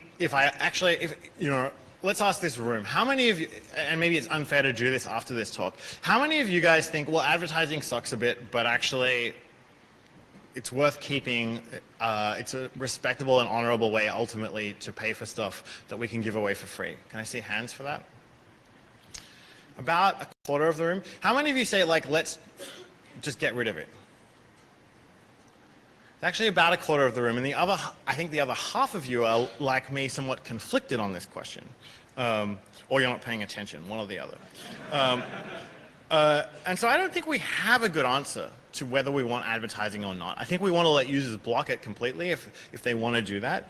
But as a society, we're going to be living with it. It's not going anywhere. It's a necessary funding mechanism for a lot of stuff we value. And so in that situation, I think it's non-negotiable that it has to stop violating people's privacy without consent. This is...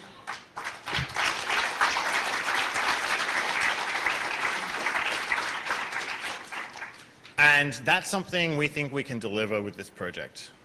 And you guys can help, actually, by installing it yourselves, helping your friends and relatives to install it.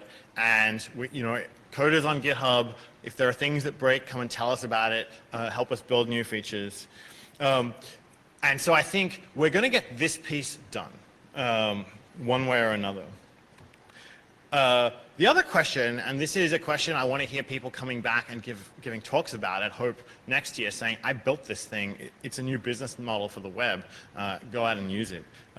Because you guys have the skills to make this happen, whether it's better versions of donations, whether it's, if you're European, actually the Europeans have all sorts of traditions of using public funding to pay for authorship and artistry. Maybe someone in Europe should go and figure out how to get their government to pay for awesome websites. There's a lot more that we can explore. Maybe it's those cryptocurrencies that by their nature pay artists as they're used. Let's investigate this stuff. Let's make the web better. And remember to install Privacy Badger. And I'll take some questions.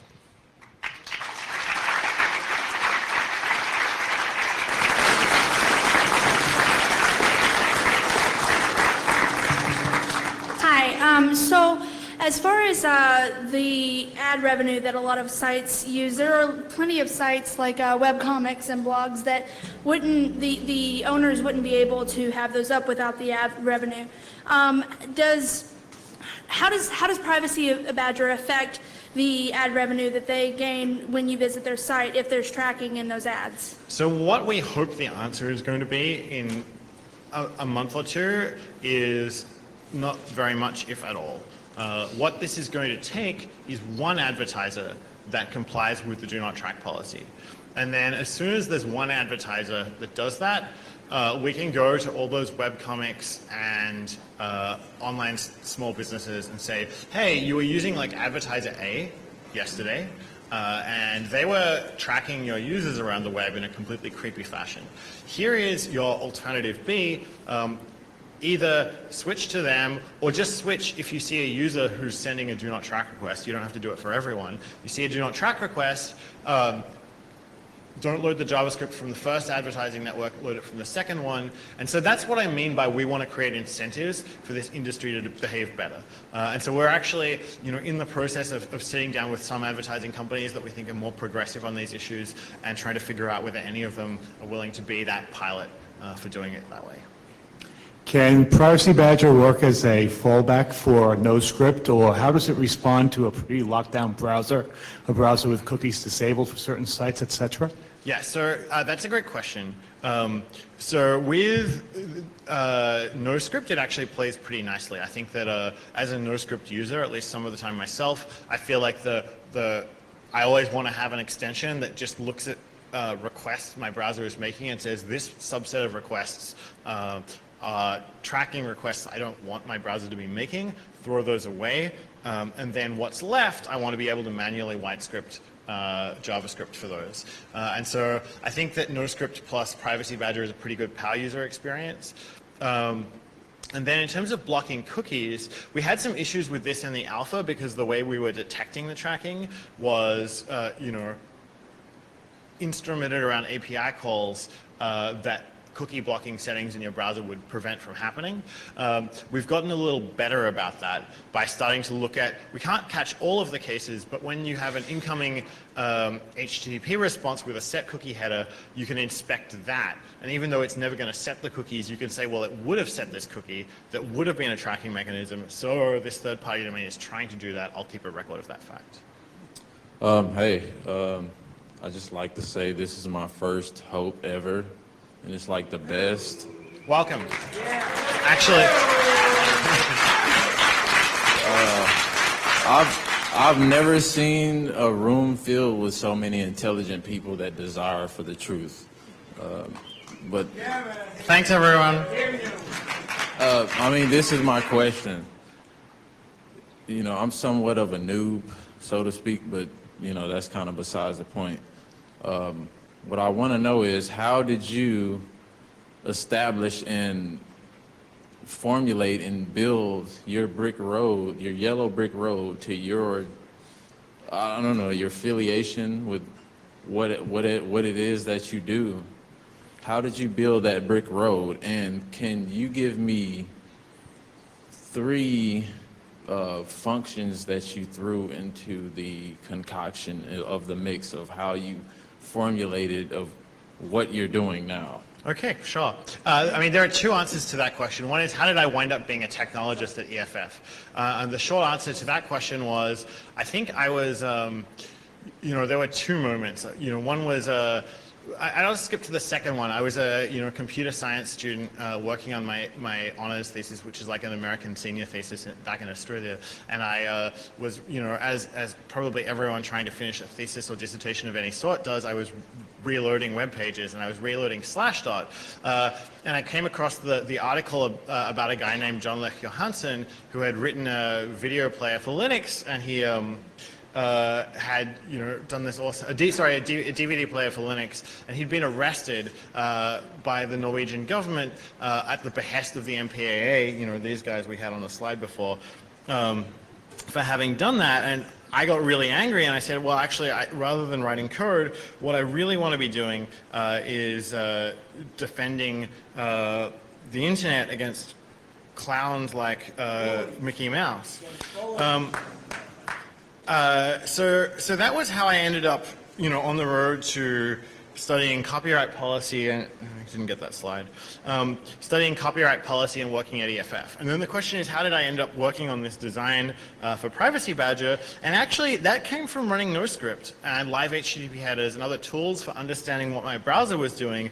And then I kept looking at what they were doing, what the browser was doing. What the hell, why is my browser sending information about the page I'm on to a dozen other companies I've never heard of and have no relationship with? And I started to Looks unpack like George Soros. Yeah. Yep. I started to unpack that and wrote a blog post or 3 about it for EFF, and then that started, the press responded to that, and that put us on the yellow brick road, if you like, to Privacy Badger. Anyway, thanks for the question.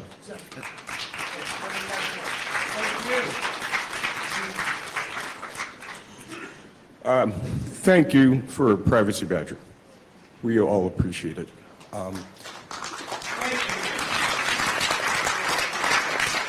My question is, invasive marketing, these people, they don't regard us as people. They see us as dollar signs. They just don't give a damn about who we are.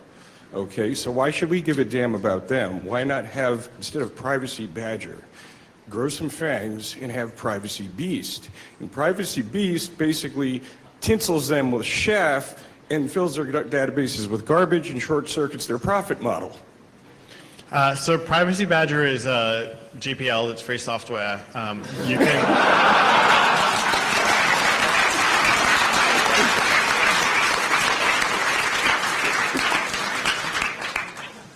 Thank you. Excited to see where this goes in 2 years. I'm sure that you've heard of the Epic privacy browser. Yep.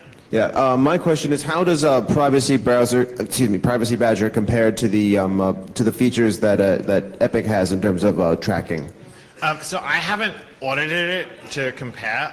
The versions of this question that I can answer are Ghostery, AdBlock Plus, and Disconnect. In our experience of those 3, Ghostery doesn't block much stuff by default. In fact, it's, Ghostery is produced by a company that works for the advertising industry. So their first function is to figure out what trackers are out there on the web so that they can sell that analytics service to those trackers themselves, because often sites don't know what trackers they have inside them, because some web developer included a JavaScript embed, and that included 5 other JavaScript embeds, and no one ever figured out what was going on. So Ghostery's primary function in life is to provide that data to the advertising industry, and its secondary function is to people who care about privacy can manually go in and make Ghostery start blocking things. But people who use it a lot tell me that when you really go in and drill down and try and make it block everything, it winds up being too aggressive and breaks a lot of stuff. AdBlock Plus, by default, doesn't block any invisible JavaScript. So it'll take out all the ads from the page, but unless you go and manually subscribe to a different block list than the default, you don't get protection against that kind of tracking. And so we wanted something that would just, by default, single-click install, get you that result. Disconnect, we actually probably like the best of those systems. It's pretty good, and we've been talking about collaborating with them on the technical pieces of maintaining versions for all the different platforms that are out there, because there's quite a lot of engineering work to being on mobile, being on Chrome, being on Firefox, etc.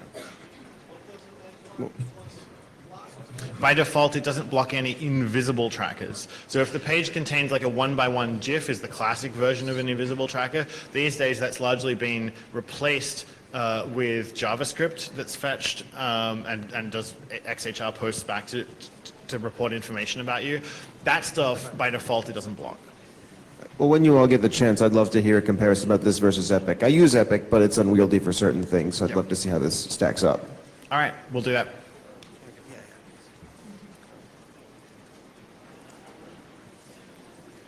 Hello, thank you again. I'm a little confused about the way it would retroactively handle cookies. So let's say that a service gives you a cookie, and at first Privacy Badger says, nothing fishy about this, that's okay, you can put the cookie there. But then later it starts doing stuff that starts to get blocked. Does Privacy Badger do anything to the pre-existing cookies? Does it stop them from being edited? Yeah. Does it delete those cookies, or does it leave that functionality there for the already okay sites? So there are, this is a great question. Sorry, and a follow-up, with the ability to control the way that Privacy Badger handles those be in the settings. Yeah. Yep. So what Privacy Badger does, when it sees a third-party domain, it shows up in that little drop-down. And then every time it sees a third-party domain, the first question it asks is, in this context, does that domain look like it's tracking me?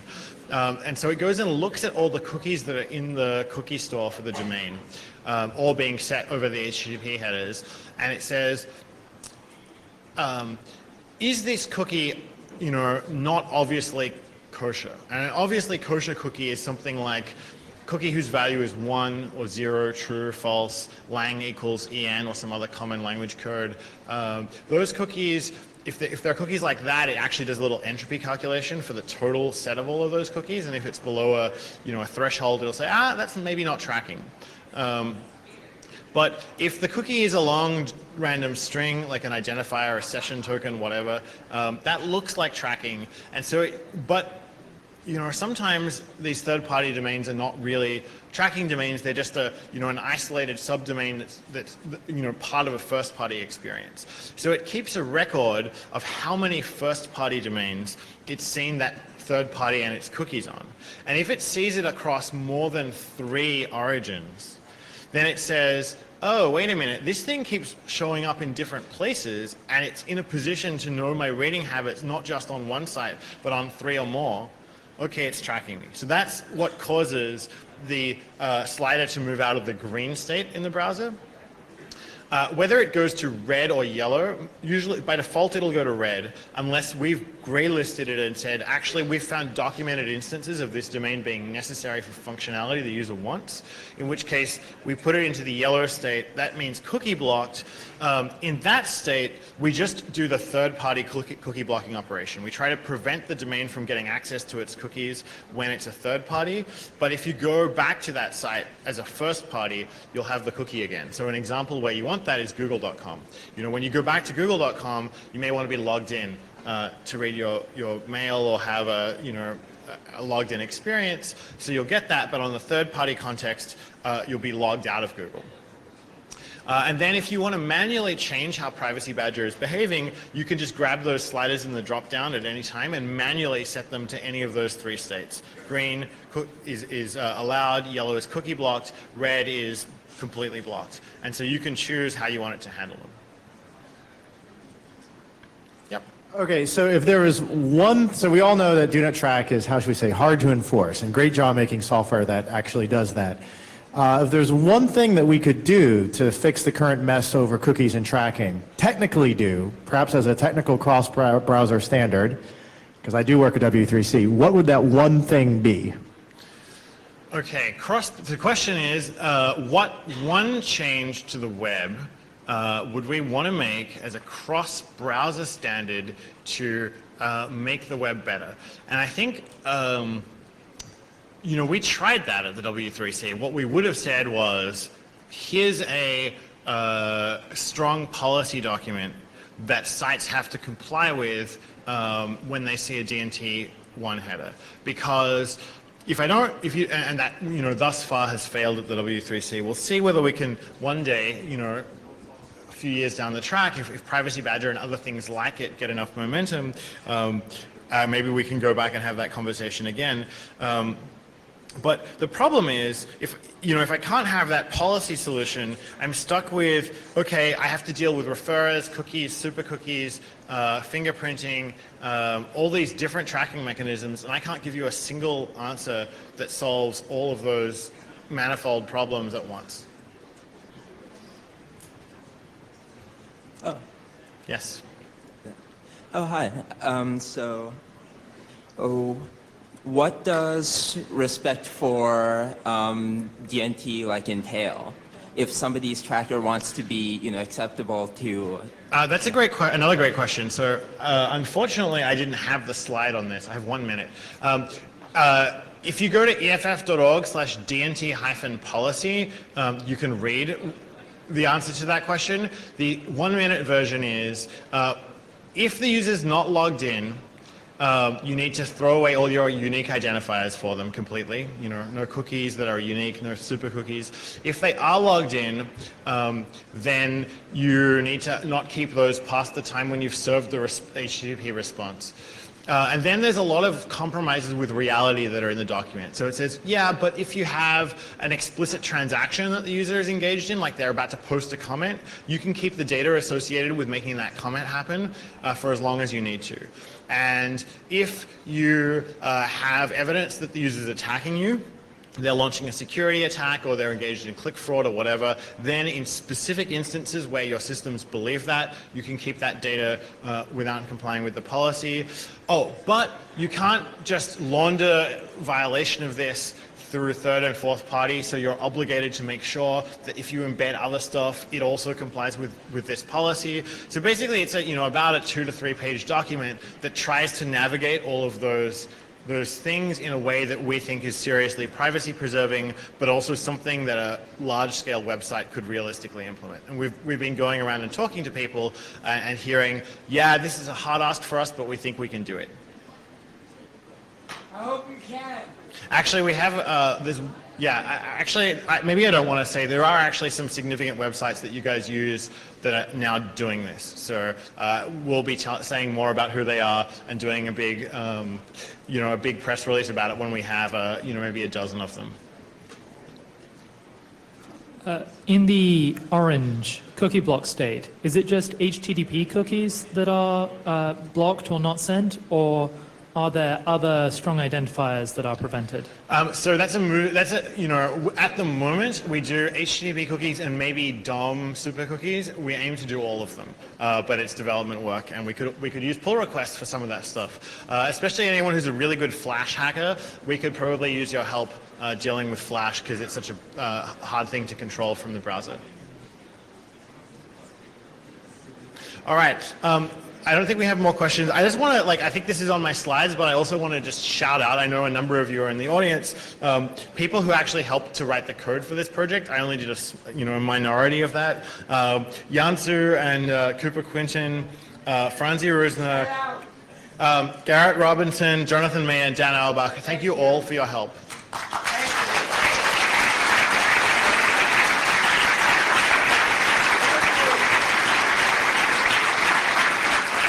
I'm out of time. It's time for a closing ceremony. Thank you, Hope, for being awesome.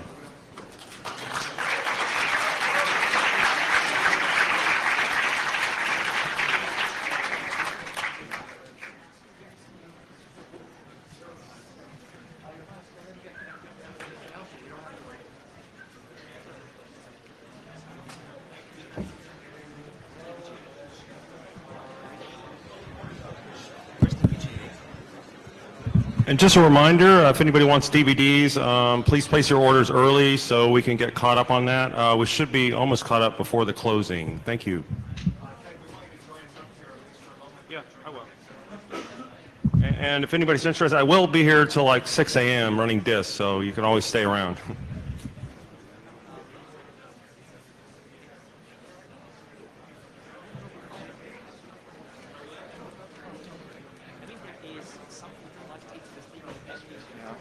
Who's just using it?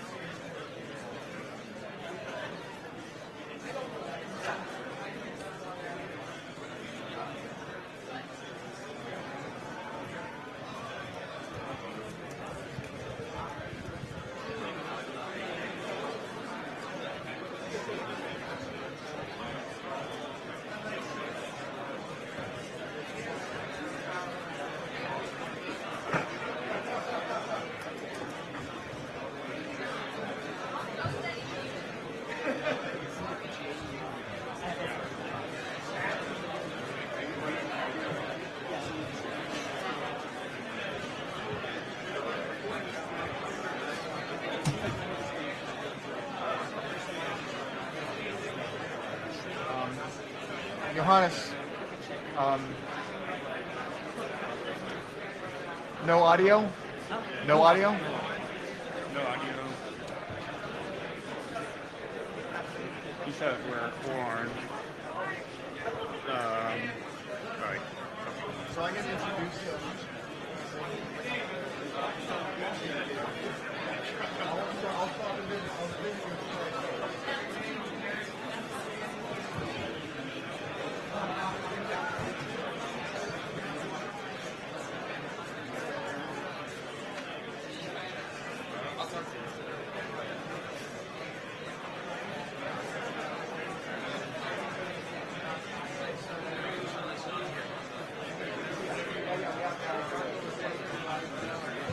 As part of this overall streaming status. I think you have to, like, we're hitting play.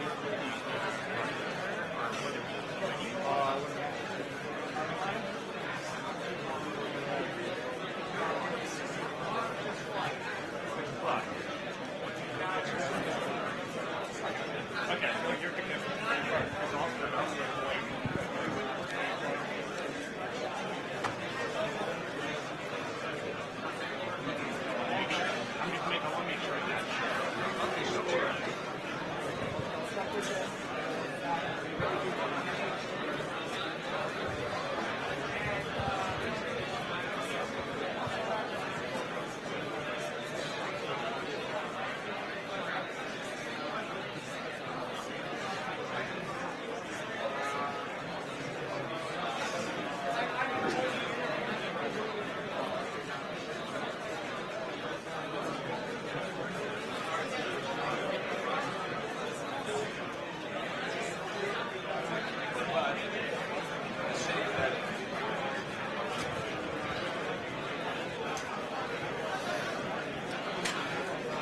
Good evening.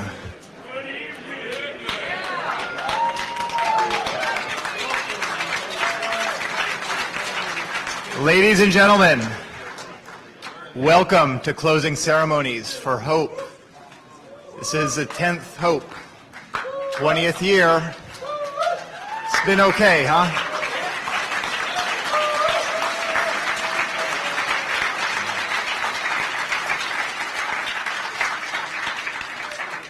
Before we get fully underway with the closing ceremonies, I was approached earlier by an elderly gentleman. He asked to say a few words. You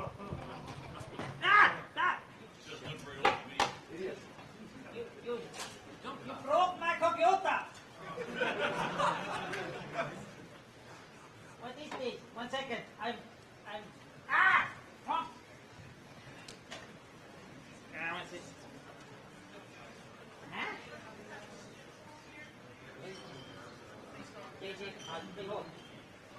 Okay, yeah, now it works. Excellent. Okay.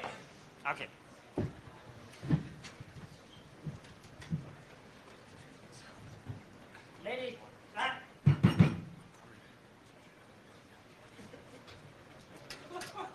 turn it on! Thank you. Okay.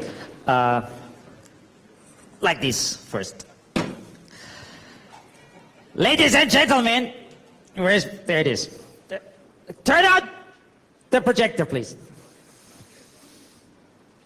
Yeah, there. Hello. Hello, Yonkers Retiring Club. My name is Dr. Gustav Beuschel. I came from Europe in 1945 for personal reasons, and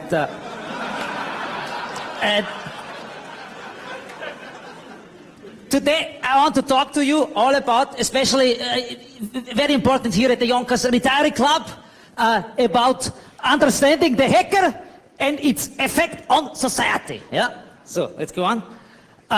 This is, by the way. Thank you very much. This is my, the PowerPoint slideshow was prepared by my grandson, Dr. Matthew Beuschel. And He's a gastroenterologist in Hoboken. Yeah, so, good. Let's go on. My PowerPoint presentation.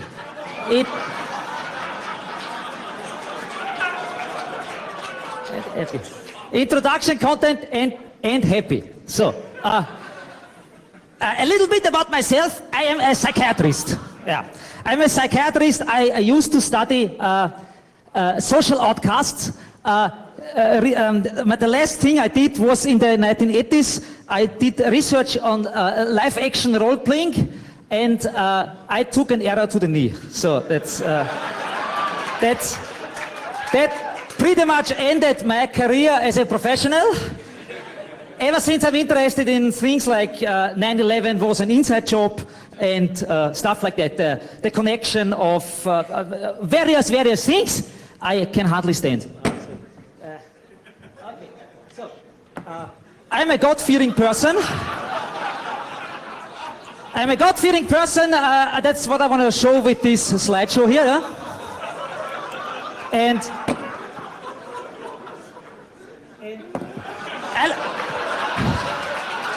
I like entertainment. I'm very open to certain groups, like Black and stuff. Yeah, okay. So, this is my grandson. Yeah. Today I'm here to talk about internet culture. Yeah. What do I mean with internet culture? So, for example, puppies and goatsy. Yeah. And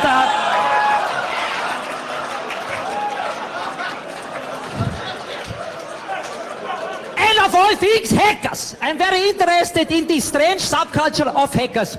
And I want to present it to you, my dear friends here at the Retirees Club. So let's go on. We are all as citizens of the United States of America, which I proudly am. I helped the space program and stuff. It's all okay. We are all targets of mass surveillance. Yeah, mass surveillance is targeting us like NSA, the No Such Agency and stuff. And so, what I want to do today is address the problem of talking to hackers, because I think we need to talk to hackers to get rid of this mass surveillance, especially because I don't want that so many things of my past come out. Yeah, so we want to talk to hackers, but the main problem with hackers is they are targeting the huge data masses. They are targeting what they think is wrong, like surveillance and stuff like that. We have to convince them in a different direction, and that's what I want to tell you today. So, fuck. So, it is actually a song. I do not have any instrument. I cannot play an instrument. I also couldn't find anyone to play an instrument for me. So except my other grandson who is in the basement. Okay, so let's try it. This is the song, okay? It's based on an old Viennese folk song. People, the world is a dismal place. They monitor every step. They're online and offline and in your face. The Freemasons are just a hip. On forwarding, forthright and straightly our facts to the Illuminati. They hide in the cookies as internet cache. Golly gosh, that is fresh. So.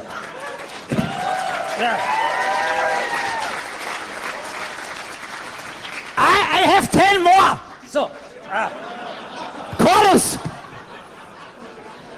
When I see a surveillance device anywhere, I shatter it with my cane. And if they replace it because they are not aware, I'll shatter it with my cane. And if then at some point they grasp it, all these electronics are vast shit. We want the police back and guard and in charge. Nobody does it like Sarge. this is basically my message. We have to replace all security technology by police officers. You know? Because we can't trust humans, we cannot trust machines. You know, that's what I learned in the Third Reich. Okay. So, there. Yeah, one more. You like Olive Garden's Alfredo sauce. Well, the NSA already knew. They collect all our data just there because with electric machines, yes, it's true. For the data retention principle, you need honest guys. It's that simple. The NSA is the new KGB. This doesn't sound funny to me. So, it's good.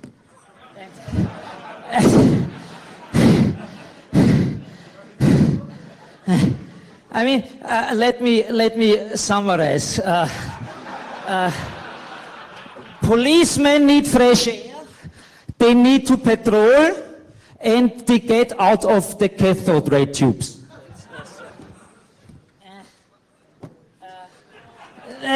No circuitry, no cybernetics. We claim situational ethics.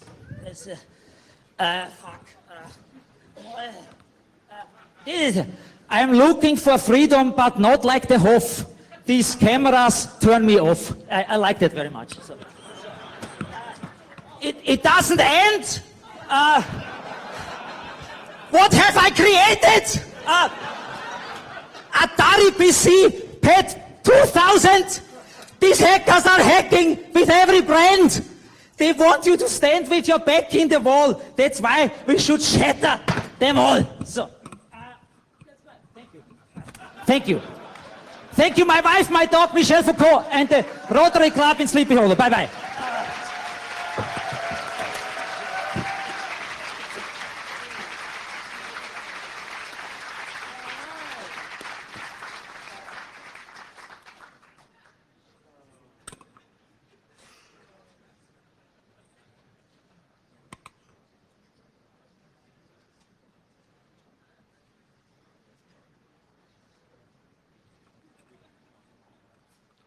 Well then.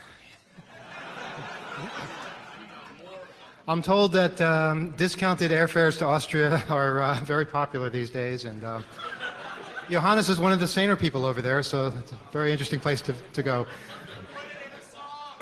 Okay. Well, we did it. We're at the end, and this has been the most awesome one yet, right?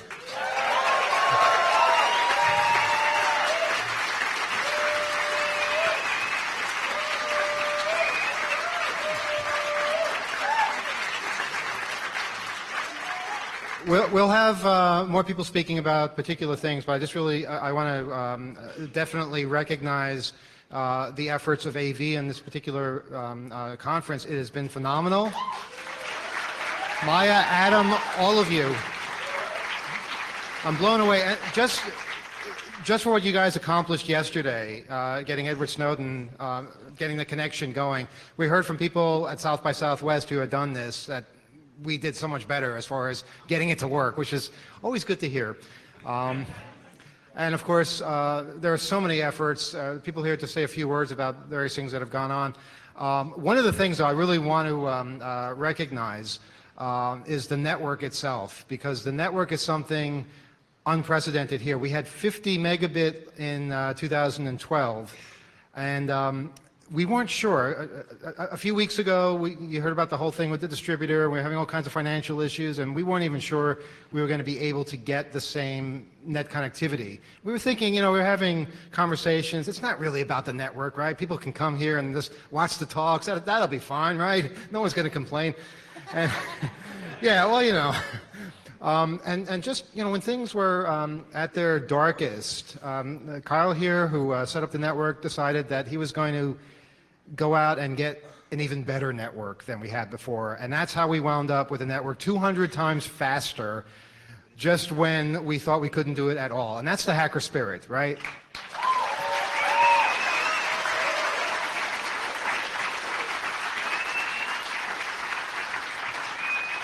This is the guy to thank for this. This is Kyle, and he's got some people to thank.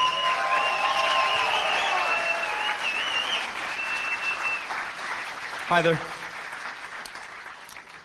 I could tell a lot of really amazing long stories. We were kind of up and down. I wanted to do this from the start, bring in our own line, and we've had a standing offer with Hurricane for a while, but we've never been able to make it happen. And it was getting really close. We had some problems getting permission with the hotel, and obviously the management situation has been changing a lot here lately. Anyway, fast forward, the contracts, nothing was really happening.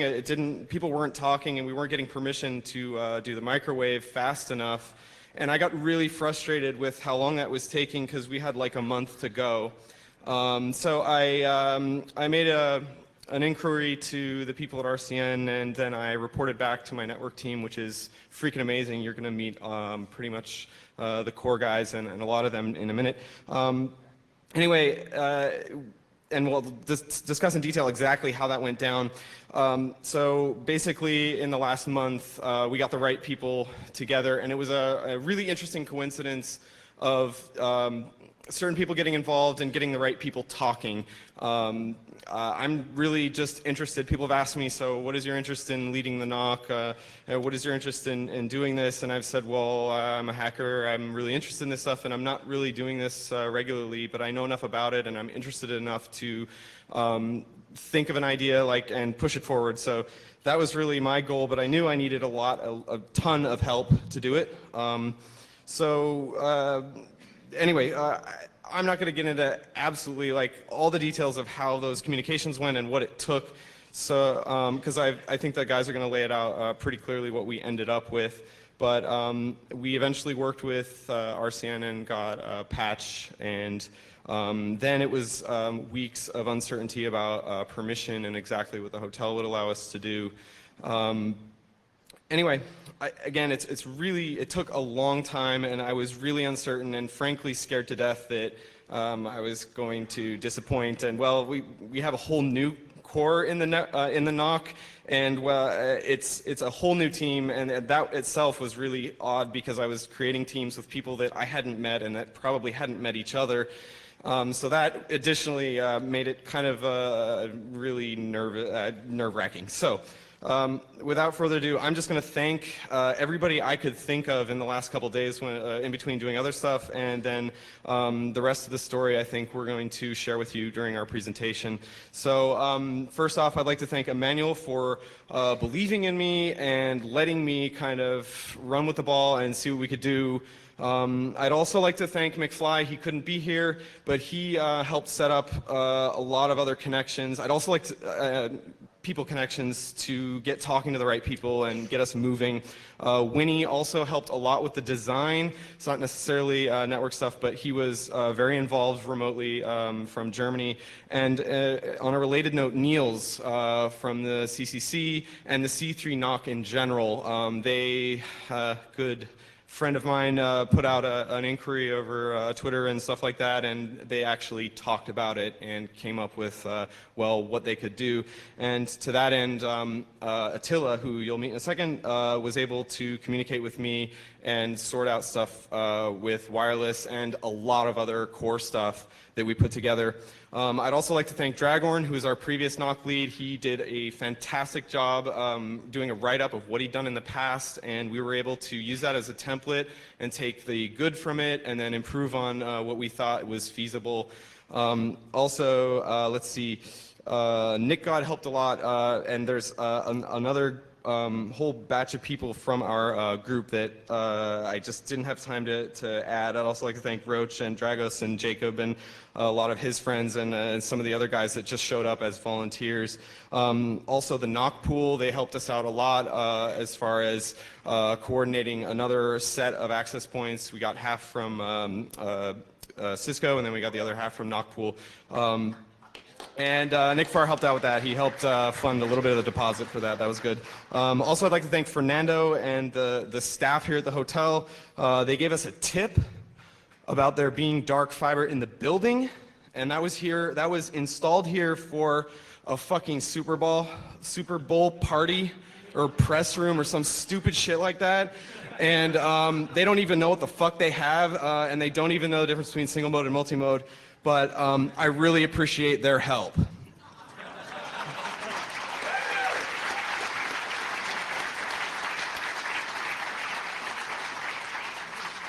Building on that, I'll mention Cisco again, RCN, Zach at Yellow Fiber Networks, Jim at NAC.net, and a lot of others. Also, our unnamed wireless provider for pissing me off and being sort of incompetent and being a good backup.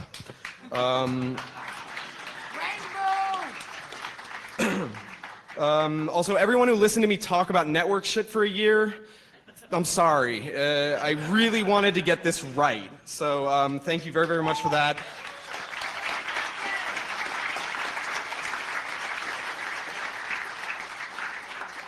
Emmanuel's definitely in that crew. All the volunteers who showed up and helped, especially Lindsay, she directed people to me based on their interests, and that helped me build out the teams. Also, and lastly, every single one of you who attended and politely had your fun and otherwise misbehaved. So thank you.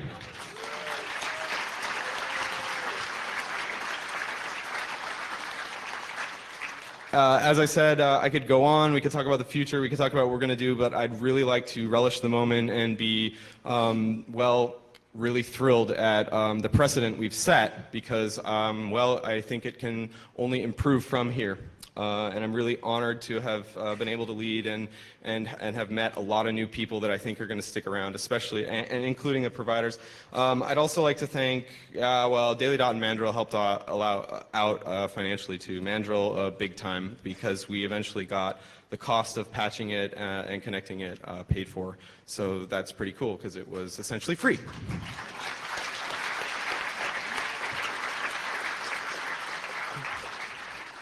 So, those are all the people I could think of. I know there's a ton more people. I'm really, really sorry. I had a lot of shipping to do. We had a pallet stacked up in the warehouse. You know, it was a really busy time. You know, we had all the equipment coming in. It was really, the Amazon, we had all these packages. Shut up, Louie. So anyway, with that, I would like to introduce our current NOC team and do a really cool presentation on what the fuck actually happened.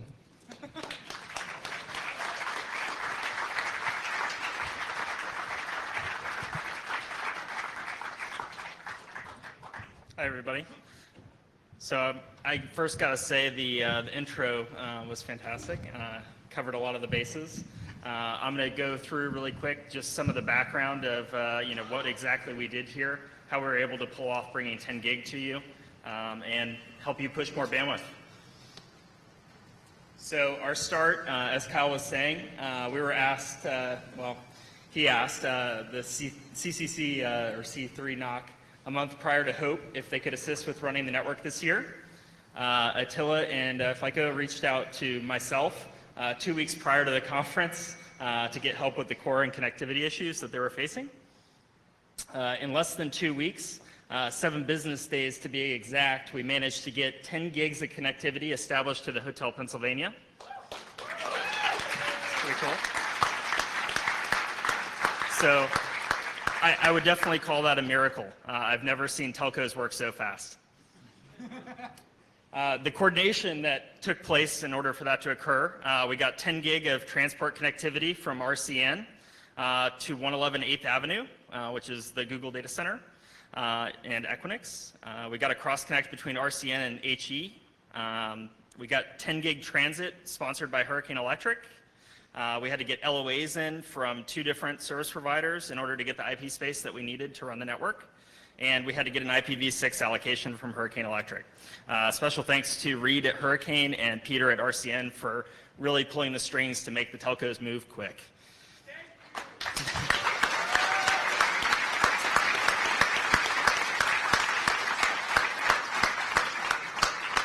This is quite possibly the most exciting piece. So this is our very own dark fiber.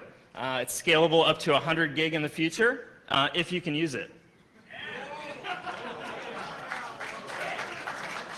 We're disappointed. You didn't use enough bandwidth. So the hardware requirements to pull this off. Our core router and distribution were received last minute due to the sudden change of requirements and actually going to 10 gig on such short notice. Literally, we received the last of the equipment the morning before the conference, thanks to Cisco and Yellow Fiber. Core router, distribution, and optics were provided by Yellow Fiber. The wireless controller, optics, and access points were provided by Cisco and Knockpool. In terms of our IP space, we got a /19 from RIPE through Falco Networks, and we got a /23 in the Erin region from Sleequa.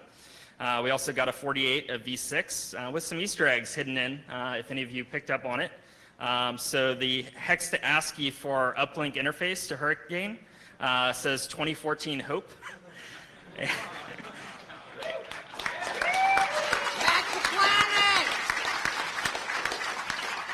And the actual allocation has 2600 in it as well. The network core, we had a Brocade XMR 4000 backbone router, which is capable of up to 960 gigabits, populated with 80 gig of optics ready for consumption. We turned up 5 of those 8 ports this weekend. The distribution switches on MES and 18 were connected at 10 gig. The distribution switch on 6 was unfortunately connected at 1 gig because we ran out of hardware. Well, to be fair, we were supposed to have a 10 gig switch, and it was not. Yes, that is true. It was 10 gig, but we didn't have the right adapter. Yep. So this was during the Snowden talk. We had to put a fan directly next to the core. It got a little crazy.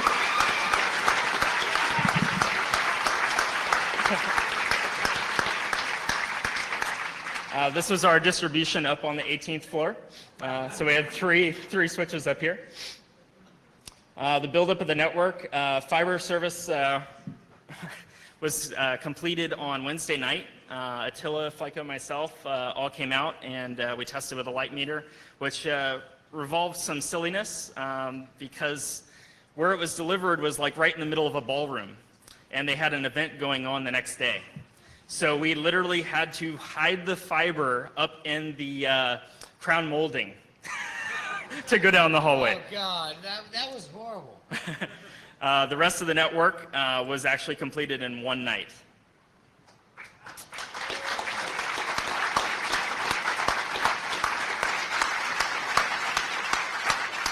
So I have some pictures of the equipment that was involved with actually making this happen, and how it came in. So a couple of pallets from 2600's warehouse. That was Louis. We had free Cat 5. It's all gone. Yep, all gone. And the core and distribution were actually delivered with Radio Statler on Wednesday. We needed a couple of bellhops to help us. I think it cost us like $50 just to get it to our hotel room for the night. So that was fun. That's actually our tag for the RCN circuit. It actually says Hope X on it. Pretty cool. This is fiber dangling from the DMARC. Advertising the connectivity. Hooking up a light meter. You can kind of see the fiber over here. This is when we were initially running it down the hallway, and then we were advised that there was going to actually be an event the next day.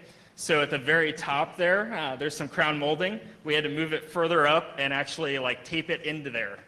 So when it was all said and done, it looked like nothing was there.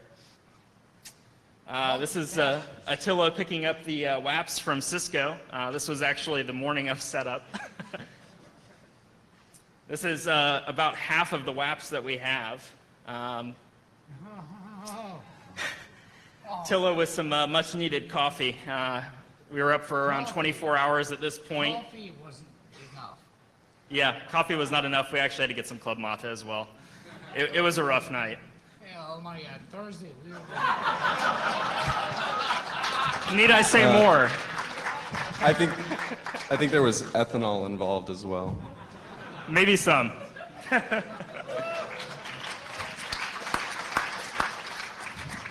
fact is that we got the core network online, and we got 18.4 online 20 minutes before the conference started. And I was still there fucking punching cable. So obviously, this is a very interesting hotel from a cabling perspective. The only patch panels happen to be on the mezzanine, and that cabinet is locked. So we had to have some lock pickers open it for us.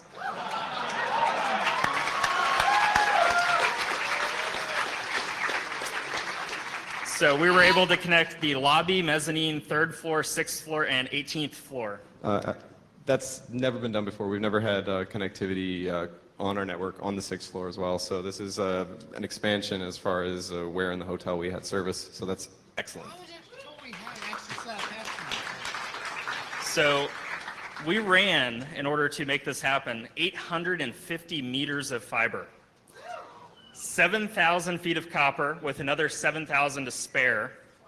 And we had to rerun the connectivity from the mezzanine to the 18th floor 3 times. It was even approved by the Australian government. If you don't believe me, ask security. Tell them the story. So just to put the amount of fiber in perspective, 850 meters of fiber is 2788 feet. And just how tall is that?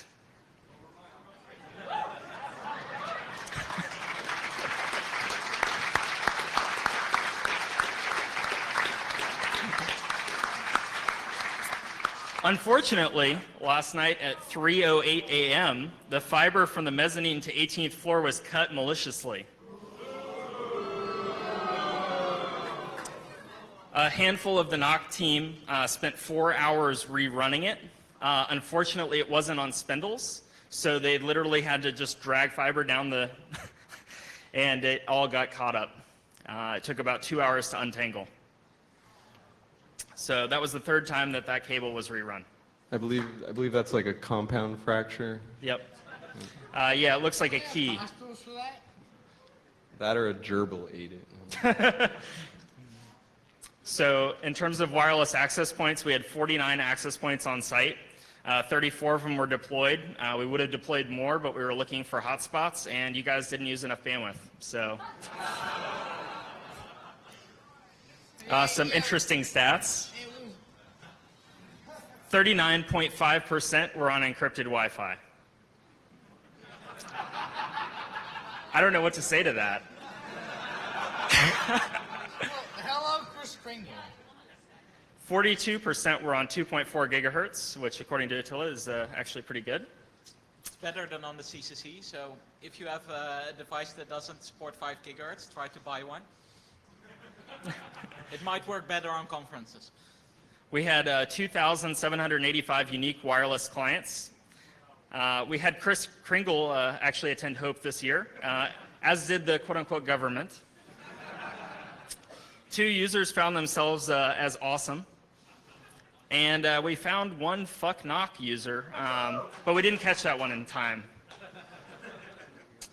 Breakdown by manufacturers on the wireless. We cannot talk about what my usernames were.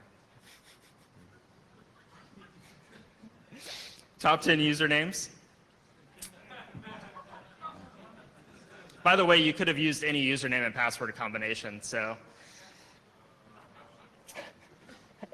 Users on the network, we had 3,000 or so attendees, speakers, etc. 6,921 unique DHCP requests, so about 2 times the number of users. And the most traffic utilization occurred as a result of people actually using the network during the Snowden talk for streaming. And you can actually see that on the graphs, and you can see that it will continue. So we about doubled the amount of traffic we did post-Snowden talk as a result of that. Our peak was 1.5 gig out of 10. No one got dropped. One thing is we really wanted a lot of resources. I'd spoken about wanting to expand and grow, and I knew the seriousness of a lot of what was going on would make it important to have resources, but the way we were doing streaming and the way we were, basically crowded and needing to have simulcast, Well, we really wouldn't have been as successful as we were if we hadn't had the bandwidth we did, because a lot of that stream was coming from the internet. So it was really, really useful that we had this, and well, you can see it there. Actually, I want to give big props to Cisco, because they loaned all the access points we had that made it for everyone who was on wireless. They loaned us like, what was it, 40 or 50 access points? We just said it already. Yeah, we covered that. So just to give you an idea of the power of the NOC staff and how many of us were watching the Snowden talk, making sure that stuff was continuing to operate. This is a small picture. Hurricane Electric engineers were on site during the live stream to ensure that nothing would interrupt it. Again, thanks to Reed and his crew.